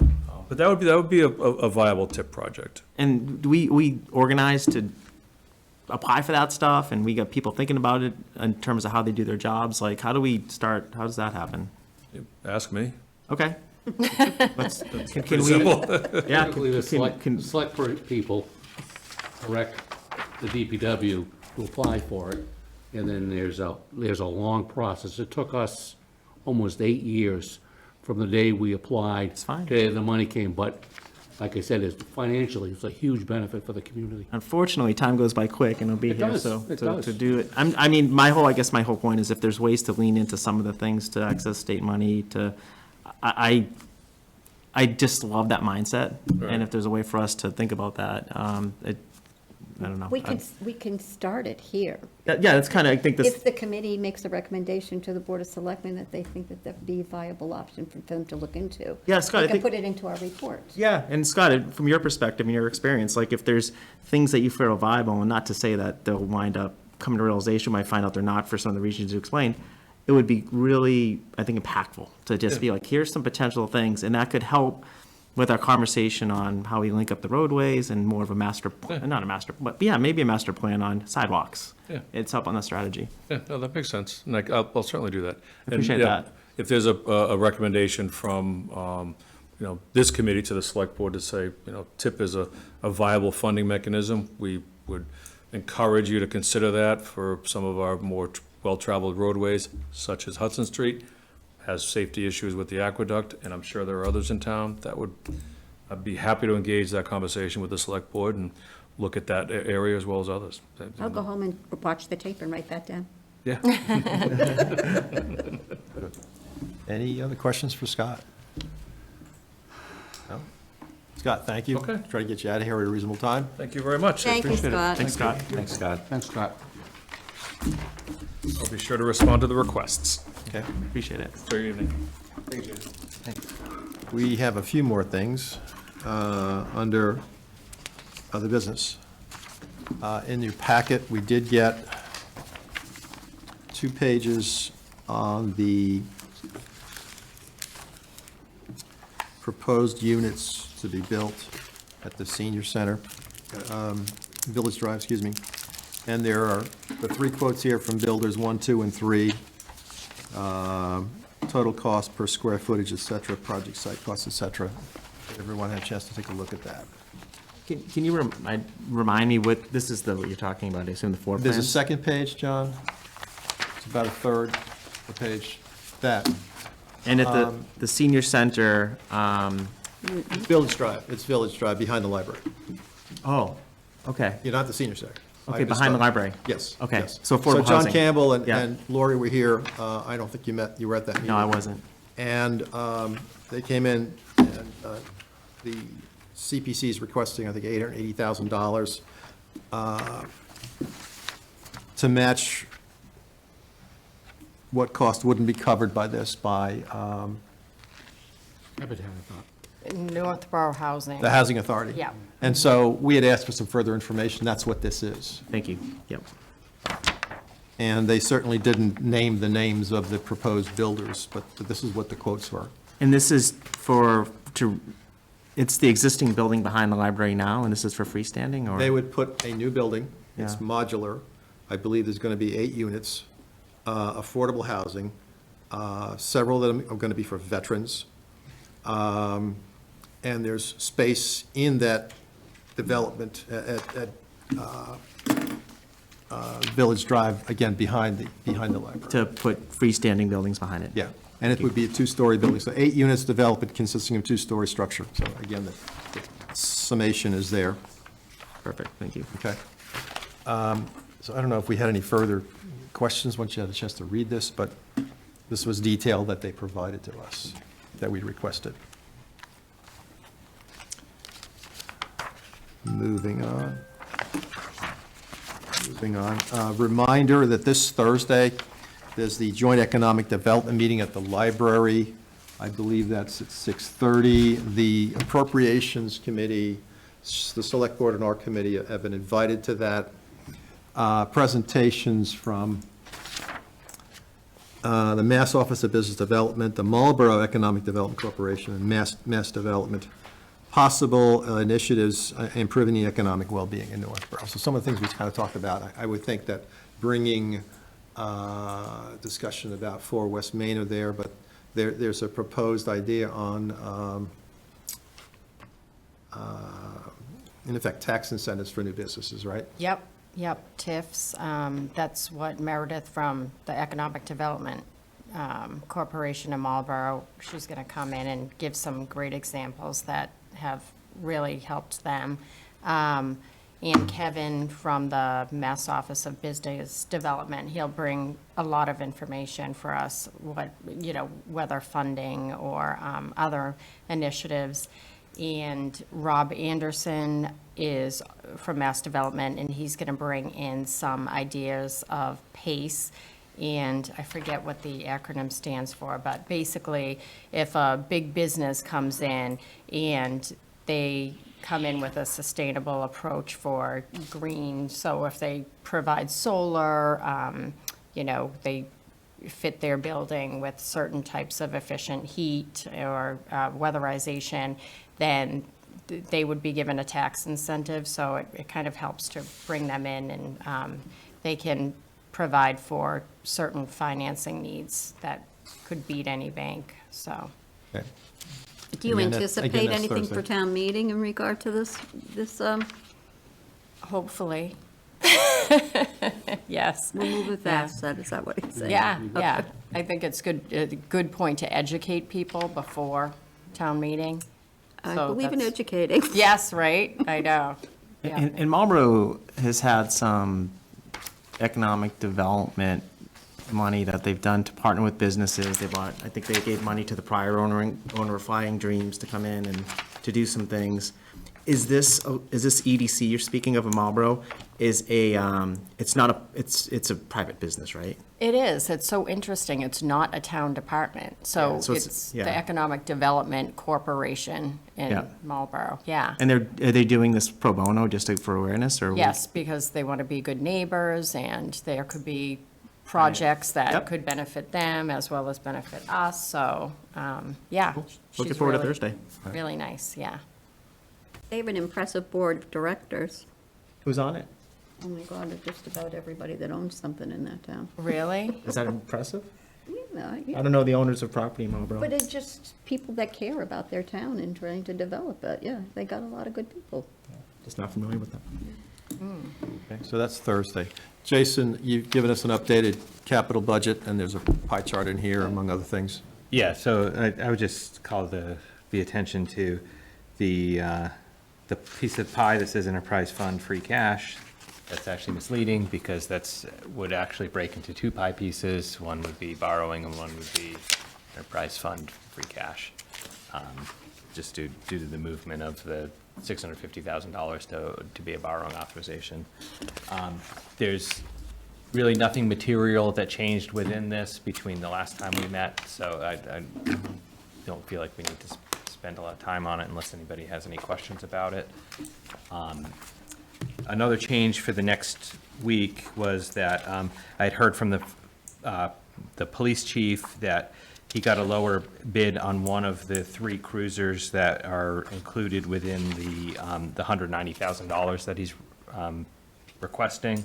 So that amount will change in the next round where this is printed to 175 rather than 190. So there's small changes around the edges that are happening. within Lesser is these better. numbers, but- Yes. But nothing material to report other than that.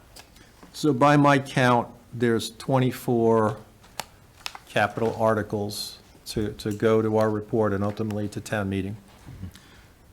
2 in the fire department, 2 in the police department, 3 from town departments. Scott's got 10 at DPW and water and sewer, 6 through the K through 8 schools and 1 at Assabet, at Algonquin, excuse me. 24 articles. So when do you think we'll be able to do a first draft of our report? Again, we've got a deadline next month. We're going to meet with the 2 chiefs on March 11th. Yeah, I would say soon after the conclusion of that March 11th meeting. Okay.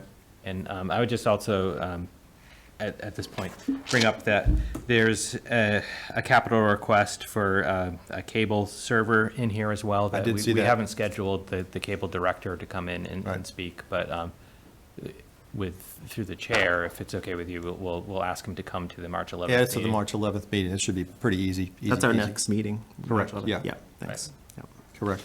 John, this might be a good segue, and you don't have to answer now, but the select board wanted me to ask if you, as a committee, had any interest in consolidating the capital articles? I did see Mitch's email, Okay. and I wasn't privy to the discussions last night. Are they proposing that for this year or a subsequent year? Do you know? This year. This year. I saw it. So I'll paraphrase this and keep me honest on this, Stephanie. Yeah. Apparently, with the goal of trying to keep town meeting Brevity. reasonable and not Yeah. going several days or weeks or whatever, would we consider combining certain articles together and the town voting on them as a group? So for example, some of the 10 articles that DPW Are you has, referring to a block? I guess that's a good phrase, yes. Instead of doing like Article by one article. article. Right. We're gonna do them as a group. Right. Yeah. And if somebody wants to oppose one, they can Then- say something to then the the moderator, and dialogue- they can the bring dialogue goes from exception to there. that and talk about it. Yes, I believe that's Yeah. the intent. And the question is, would we want to do that or support that as a committee? I don't think we have to decide on it now, but it's to be digested. And then the same thing goes for the planning board on the planning articles. I think 20, well, that's right, so 24 articles are in our purview. That seems in line, is that right? Is that basically where we're I last haven't- year? I haven't looked don't back in know. I terms think they of the were counting the numbers. CPC articles also as, they were looking at those as if they were capital articles. So they were thinking they were 47 or something, some large. Total articles, I think was 52 was the number. For me, watching it, there was an evolution of the discussion where they wanted to lump all the capital projects in one place. And I said, what? And then it got to the idea of doing them by block, doing by department, which I think if it's really about time, this particular group of leaders is very into transparency in communication. So I don't want to shortchange discussion for people at town meeting. I want them to feel comfortable that they can ask the appropriate questions for the articles. So I don't know if it will be off-putting to the people that come to town meeting, but I personally don't mind if it goes by departments. By block, you still have the opportunity Right. hold an article and speak to it. Again, I don't want to keep, where I came from, our town budget was done that way. Here, you just approved the budget, and we did initially by line item. It took forever. Yeah. Yeah. Oh, It's terrible. I see that it could be very good, especially if you keep it by department, so that the fire chief is up there to answer all the fire questions that do come up. And you're not getting people getting up from a chair each time. If Which it he was is all- anyway. Historically, he's doing that anyway, but yeah. No, but I'm saying, when they wanted to just have all of these, just all put in at one, and we just voted on all the capital, it made no sense to me. No, But no. if we can break it out, and we are very clear with the citizens that there's a change been made, but you still are able to discuss and ask questions. There's in effect six. There's If- 6 blocks. If that were to happen, and let's just hypothetically say the trucks, right, all the DPW trucks go in one voting block, and if someone was against one of the trucks, then what happens? So Do that- all, You raise ci- your hand. and- It's not one article. It is, you're taking the 6 articles and saying, we're gonna vote on all 6 articles. And the moderator would bring that up, Okay. and then would say, if anybody has opposed to one of the articles, when I list the article number, you say hold. So if somebody holds one article, you vote on the 5, Got and then it. you Okay. discuss The the other one that's Okay. been held. All right, that makes sense. The moderator really needs to run this well, and that's his role. Okay. But it can be very time-saving. I feel that a lot of people are intimidated at town meeting. I find it's a very intimidating meeting for a lot of people. I don't know if you felt the same vibe, but I get nervous about people not feeling confident of being able to speak, and that town meeting has varying ebbs and flows of intimidation to it. So I worry about that. I don't know if the word's intimidation, it's participation. You've got, what's been the turnout at town meeting? We've got numbers somewhere, but it's been several hundred people. I mean, the most we had was, I think recently, was obviously the fire station project, but it's been a couple of hundred people out of how many voters in town? 9,000? Yep, so. It's a small representation, that's number one. Yep. You've got some people that come out most years, you've got some new people to town that haven't had the experience of a town meeting before in terms of what is this, what goes on here, so some of it's curiosity. I get nervous when going up to that mic and you got the moderator there and you're viewed by that's a nerve-wracking thing, and I do public speaking quite a bit. So if I feel that way, and I've talked to others that feel that way, I get nervous about making this change and it being an unintended consequence, and we've already made the investment in the handhelds to make things quicker and more efficient. And I would be curious to know, have other towns gone this route? Like, is like our towns that we consider our peers, and just be smarter on it, because the why doesn't seem super compelling to me on its, but I'm not saying I'm completely against it. These are just questions I have. I think in some prior years, I remember town meetings, the front part of the articles, things have been bunched together. And the moderator presents it that way. And I forget specifically what they were before you get to the capital articles. Yeah, John, during the era of COVID, we were trying to make the town meeting work as efficiently as possible. And there were some of the more boring articles in the capital articles that were combined together in what's called a consent calendar or consent agenda. I think we called it a consent agenda here, where the moderator explained that Articles 2, 3, 4, and 7 are going to be combined for the purposes of passing them at once, because they're typically housekeeping articles that didn't have any historic debate or discussion, but. Yeah, so there's some precedence kind of for the concept. I mean, mean, for maybe me, you could- I also, did they mention that they wanted to have a conversation with the town moderator? Because it is his town meeting. Yes, I have actually reached out to him because typically the moderator, the town clerk, myself would meet and discuss prior to. So hopefully we can meet sooner than later and he can have his say in this since it's his meeting. But I'm from Holden, and Holden did the same thing. So we had a one-night meeting, and so would take general government, would take capital, and of course, people had, if there was something like an outlying, like, let's just say a tower truck for the fire department, that's like $2 million plus. So of course, we would make mention, it's $2 million more than typical because this was the year that we planned for the capital purchase, yeah. So it worked, but. It's interesting, the feedback that I've received on town meeting tends to be like the stuff that people really care about, that want to vote on, is last. And it's either 11 o'clock at night or it's the beginning of the next night when we go over. If we were to do something creative, I would much rather look at bringing the things that residents are passionate about forward for better attendance than to efficiently go through things that. Well, if you remember town meeting this past April, the 432 Whitney Street acquisition, there was a lot of people there for that. There were a lot of people from the neighborhood and the area, and people got up and talked. But once that was voted on, a lot of people left. So you'll see some attrition, Yep, it's depending true. on people's, pet projects or things that they're hot buttons. It's true. And that's what they typically do, is put it at something that is controversial at the end to keep you, because then we wouldn't have a quorum for all the other items that come after, and, Yep. yeah. The two initial Board of Selectmen members that were advocating for this had heard complaints that town meeting was way too long. And I don't know how many people come to them, 5, 10, 100? I don't really know.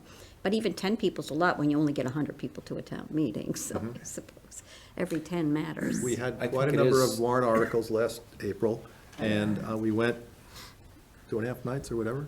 It was long. Yeah, that's a lot. I think they said it was 3 nights. It was 3 3 nights, nights, yeah. yeah.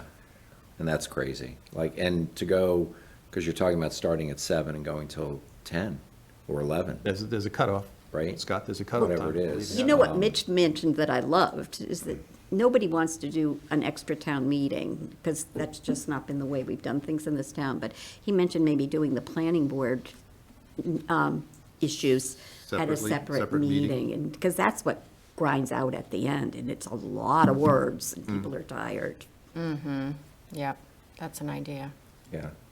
I mean, I would be supportive and in favor of anything that sort of targets us to one night. So as the opposed idea to- of blocking these together, Yeah, I mean, I think. anybody we'll- opposed to the idea? I mean, I'm sensitive to what John's talking about, but I think maybe there's a way to do the, what you refer to as the boring items.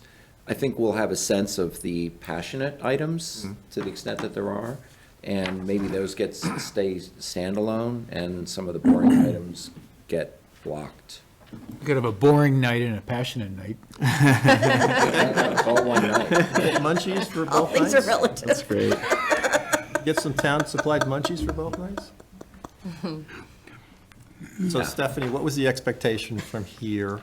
Just to get your On that idea. feedback, and, yeah, just to get everybody's feedback, because we would have to, my office would have to start working on it now. Right. And, yeah, I could give, we could work together. I could give even Holden's model, and we could Yeah, use I've the, worked with it. Yeah. It's a model that works, it can streamline the meeting, still allows discussion. I'm an advocate for it. You're gonna shorten that timeline down. I don't really care, but I do like process, and I do believe the town moderator should come in and have a Oh, yeah. conversation Oh, absolutely. about It's his this. meeting. Yes, it It's his is. meeting, he runs Yeah, that, yep. so. Okay. I've got one more other item, unless anyone else does. So one of the comments we made here at the last meeting was the categories in our report. If you recall, there's a table. So we got the warrant article number, we've got the dialogue on what the article is, how much the capital request is. There's this priority, 1, 2, 3, or 4. That structure exists, we've used it before. But we mentioned something that I'm calling criticality rankings in addition to this priority. So I'm suggesting for your consideration, we add 4 criticality rankings to what our report structure would wind up to be. Number 1 is high. Critical infrastructure or equipment with public safety or service level implications. Medium, equipment needed to be replaced or upgraded. Low, scheduled maintenance, improvements or repairs, and if not applicable. So like the White Cliffs debt service, the Blake and Pierce Street improvements are probably an NA for now, but, does something like that make sense? What's the purpose? Again, the dialogue that we had in the last meeting was to give the audience, the select board and the town, more color and direction on where free cash or the reserves or debt would be used in terms of the criticality of the project. It would give a little more weight to the way it's presented, I think is the short answer, Rob. Or if we were even willing to incur debt for a particular project. Do we want to incur debt this year? I like it. I think that is helpful. Yeah, because I think what we're doing now is we're really applying a category, saying it's public safety or municipal, some type of municipal need. We are voting, the vote could be our critical either we're in favor or not, but even if we were in favor of it, which ones do we think are more important than others? Yeah. I think it's something we should do. So let's include this with the next Okay. round to the committee, Jason. For more Yeah, discussion. For more discussion, yeah. And again, I drafted this after thinking about it, just for a straw man, just for discussion. Could you send it to us so we could all take a look at it? I'm on kind of like a visual Fine, person. I'll do that, no problem. Yeah. All right, easy enough, Sounds good. easy peasy. So our next meeting is with the chiefs, the police and the fire chief and NCAT. Yeah. On March 11th. That meeting, 6 PM, is it? Yeah. On that, it's a Tuesday night, I believe. Correct. That's the last one. And then after the meeting, there after that, we'll have drafts of our report. Yeah, We're going to have to have another meeting after that to go through it. Commentary on the structure of the language, these rankings we typically go through, is it a 1, 2, 3, or 4? Can you dance to it or whatever? We have to go through that exercise and then conduct a vote on each one. And again, there's 24 capital articles. So we're going to have a meeting after the 11th somehow. And maybe we should look at starting to calendar that now, because we've got a hard stop to get this report to the select board by, is it the 24th? Yes. Is that right? 24th, yeah. Are we waiting for any information back from the schools? Have we gotten everything we need?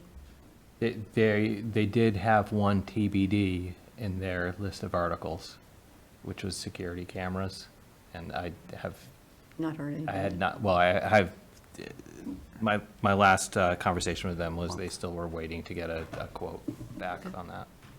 So the 24th is a Monday, which means we'd have to get our report, go through, we went through, I think, 2 iterations on both the April and the October reports, and get it done, for the 24th. So that only gives us between the 12th and the morning of the 24th? You so love getting things at the last minute to read, right? Absolutely. I'm a voracious reader.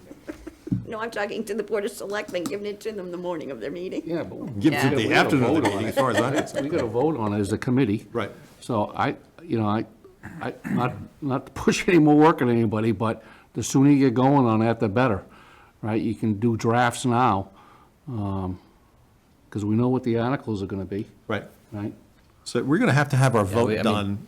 For the 11th, I mean, we can have a template of the report Yeah, together yeah. at that point. That would be nice. That would be good, beginning. We're going to have our vote by no later than the 21st, which is a Friday. So do we want to pencil in a date on the calendar that week, just for now? Why aren't we having a vote on the 11th? That's our regular scheduled meeting. Because we have the chiefs coming in. We're going to have a long night that We're night. going to have to go through line by line on these things and review them and potentially make some wordsmithing to them and then voting on it. So that's going to take some time. No, March 11th. Y'all wanna do it right? on the report- 11th, The report is due on March 24th, right? Correct. So we should be voting on the report on March 11th. We got more runway space after We've got to that. put down more meetings. Yeah, that's my point. We need We need more at least meetings. one other meeting, maybe We two. had said last meeting, we probably would need 1 or 2 more meetings. Jason was talking about having to go to Tuesdays and Thursdays between us Yeah, and I think appropriations. Perhaps with the 13th work, to. So how feasible is to have the early semblings of a draft by the 11th? Not March 11th, No, no, you're not talking a draft by March 11th, Yeah. right? March 11th. You gotta do it sooner than that, I'm saying by March 11th. okay? By or before, how's that? I didn't What's see as the- much bickering with the old regime, just to say with the chair. It would seem like better. I mean, This is constructive dialogue. I'm giving you a hard time. What's the probability of us getting some semblance of a report to discuss on the 11th? So we get the chiefs done and then we get some more brain Yeah, I power. mean, I don't see us having any additional articles being added, so we can build out the template for the Okay. report. So let's spend time on the 11th to review and beat up whatever we have by that time, with the expectation that there's going to be some more wordsmithing and work done on that. The criticality would be the scale that you're employing to assign the priorities to each one of the articles Right. that are going to be in that report. Right. And I don't know if people will be ready on this body to vote on the same night that you're still hearing presentations and may have questions, so. I don't think so, Yeah. and since we all got jammed last year, I don't want to do that again. I don't want to be a party to jamming this through again. We want some time to digest this. Okay, no dance party. But can we calendar a meeting or dates the week of the 17th? Can Just- anybody just- do the 13th? He just threw out the 13th. 13th works for me. Yeah, I can do the 13th. 13th? You too? 13th? Yeah, that'll work for me. All right, let's do Scott, that one. Scott, Rob, that's a Thursday? What do you got the next week, just in case the 13th doesn't finish it?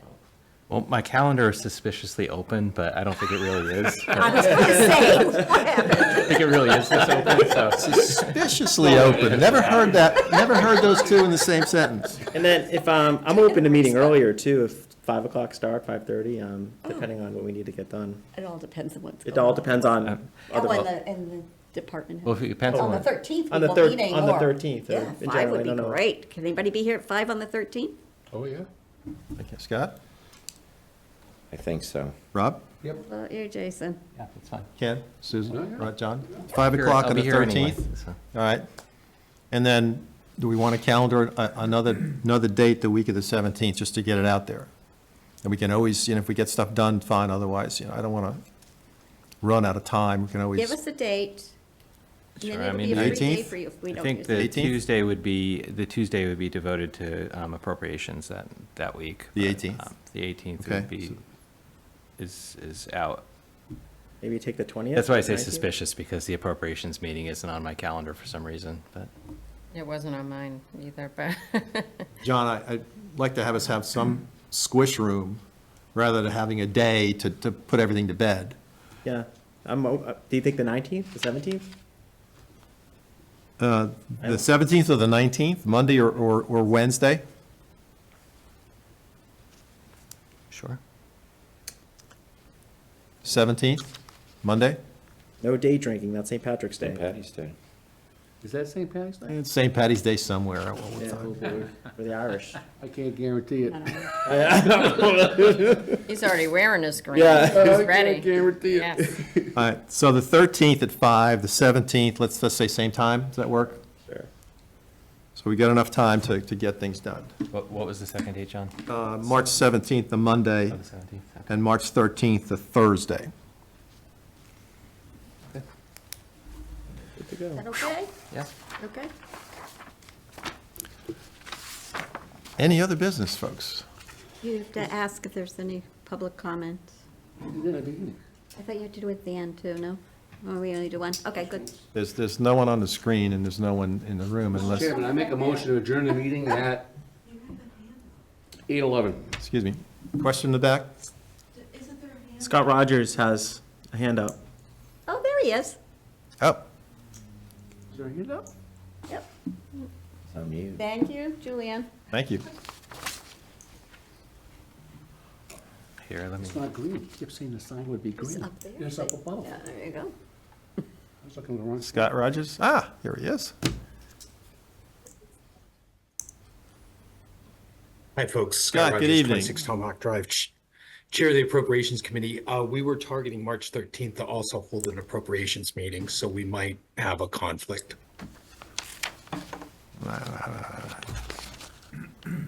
Good thing he's listening. But that's something we can work out in the background with staff, depending on departments being ready to present their appropriations on the 13th or not.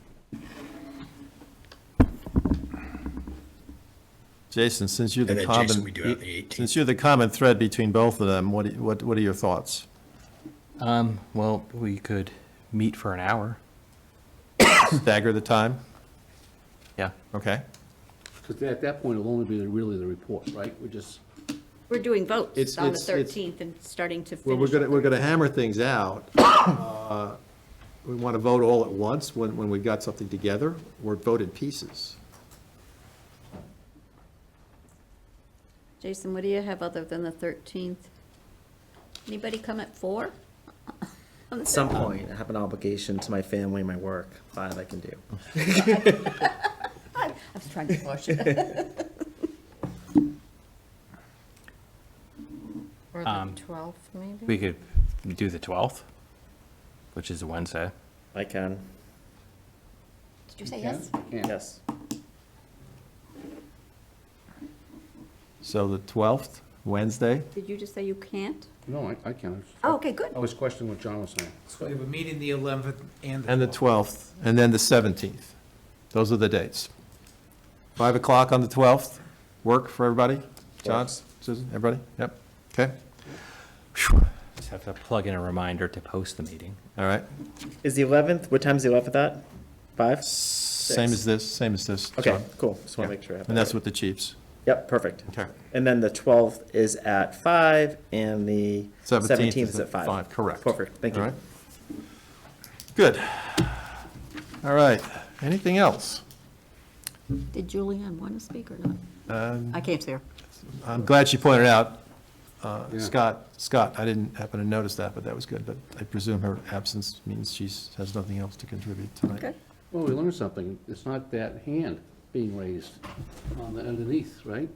It was, Up above, yep. that never changed color. Yeah. Whatever. Yeah, it shows up on the attendees list, but not, the bottom would be, went over there to I was use given a it. task, and I was focused on that hand. That's all I was looking at. Move to adjourn the meeting. Second. All those in favor? Aye. Aye. Meeting is adjourned at 8:14 PM. Thank you all.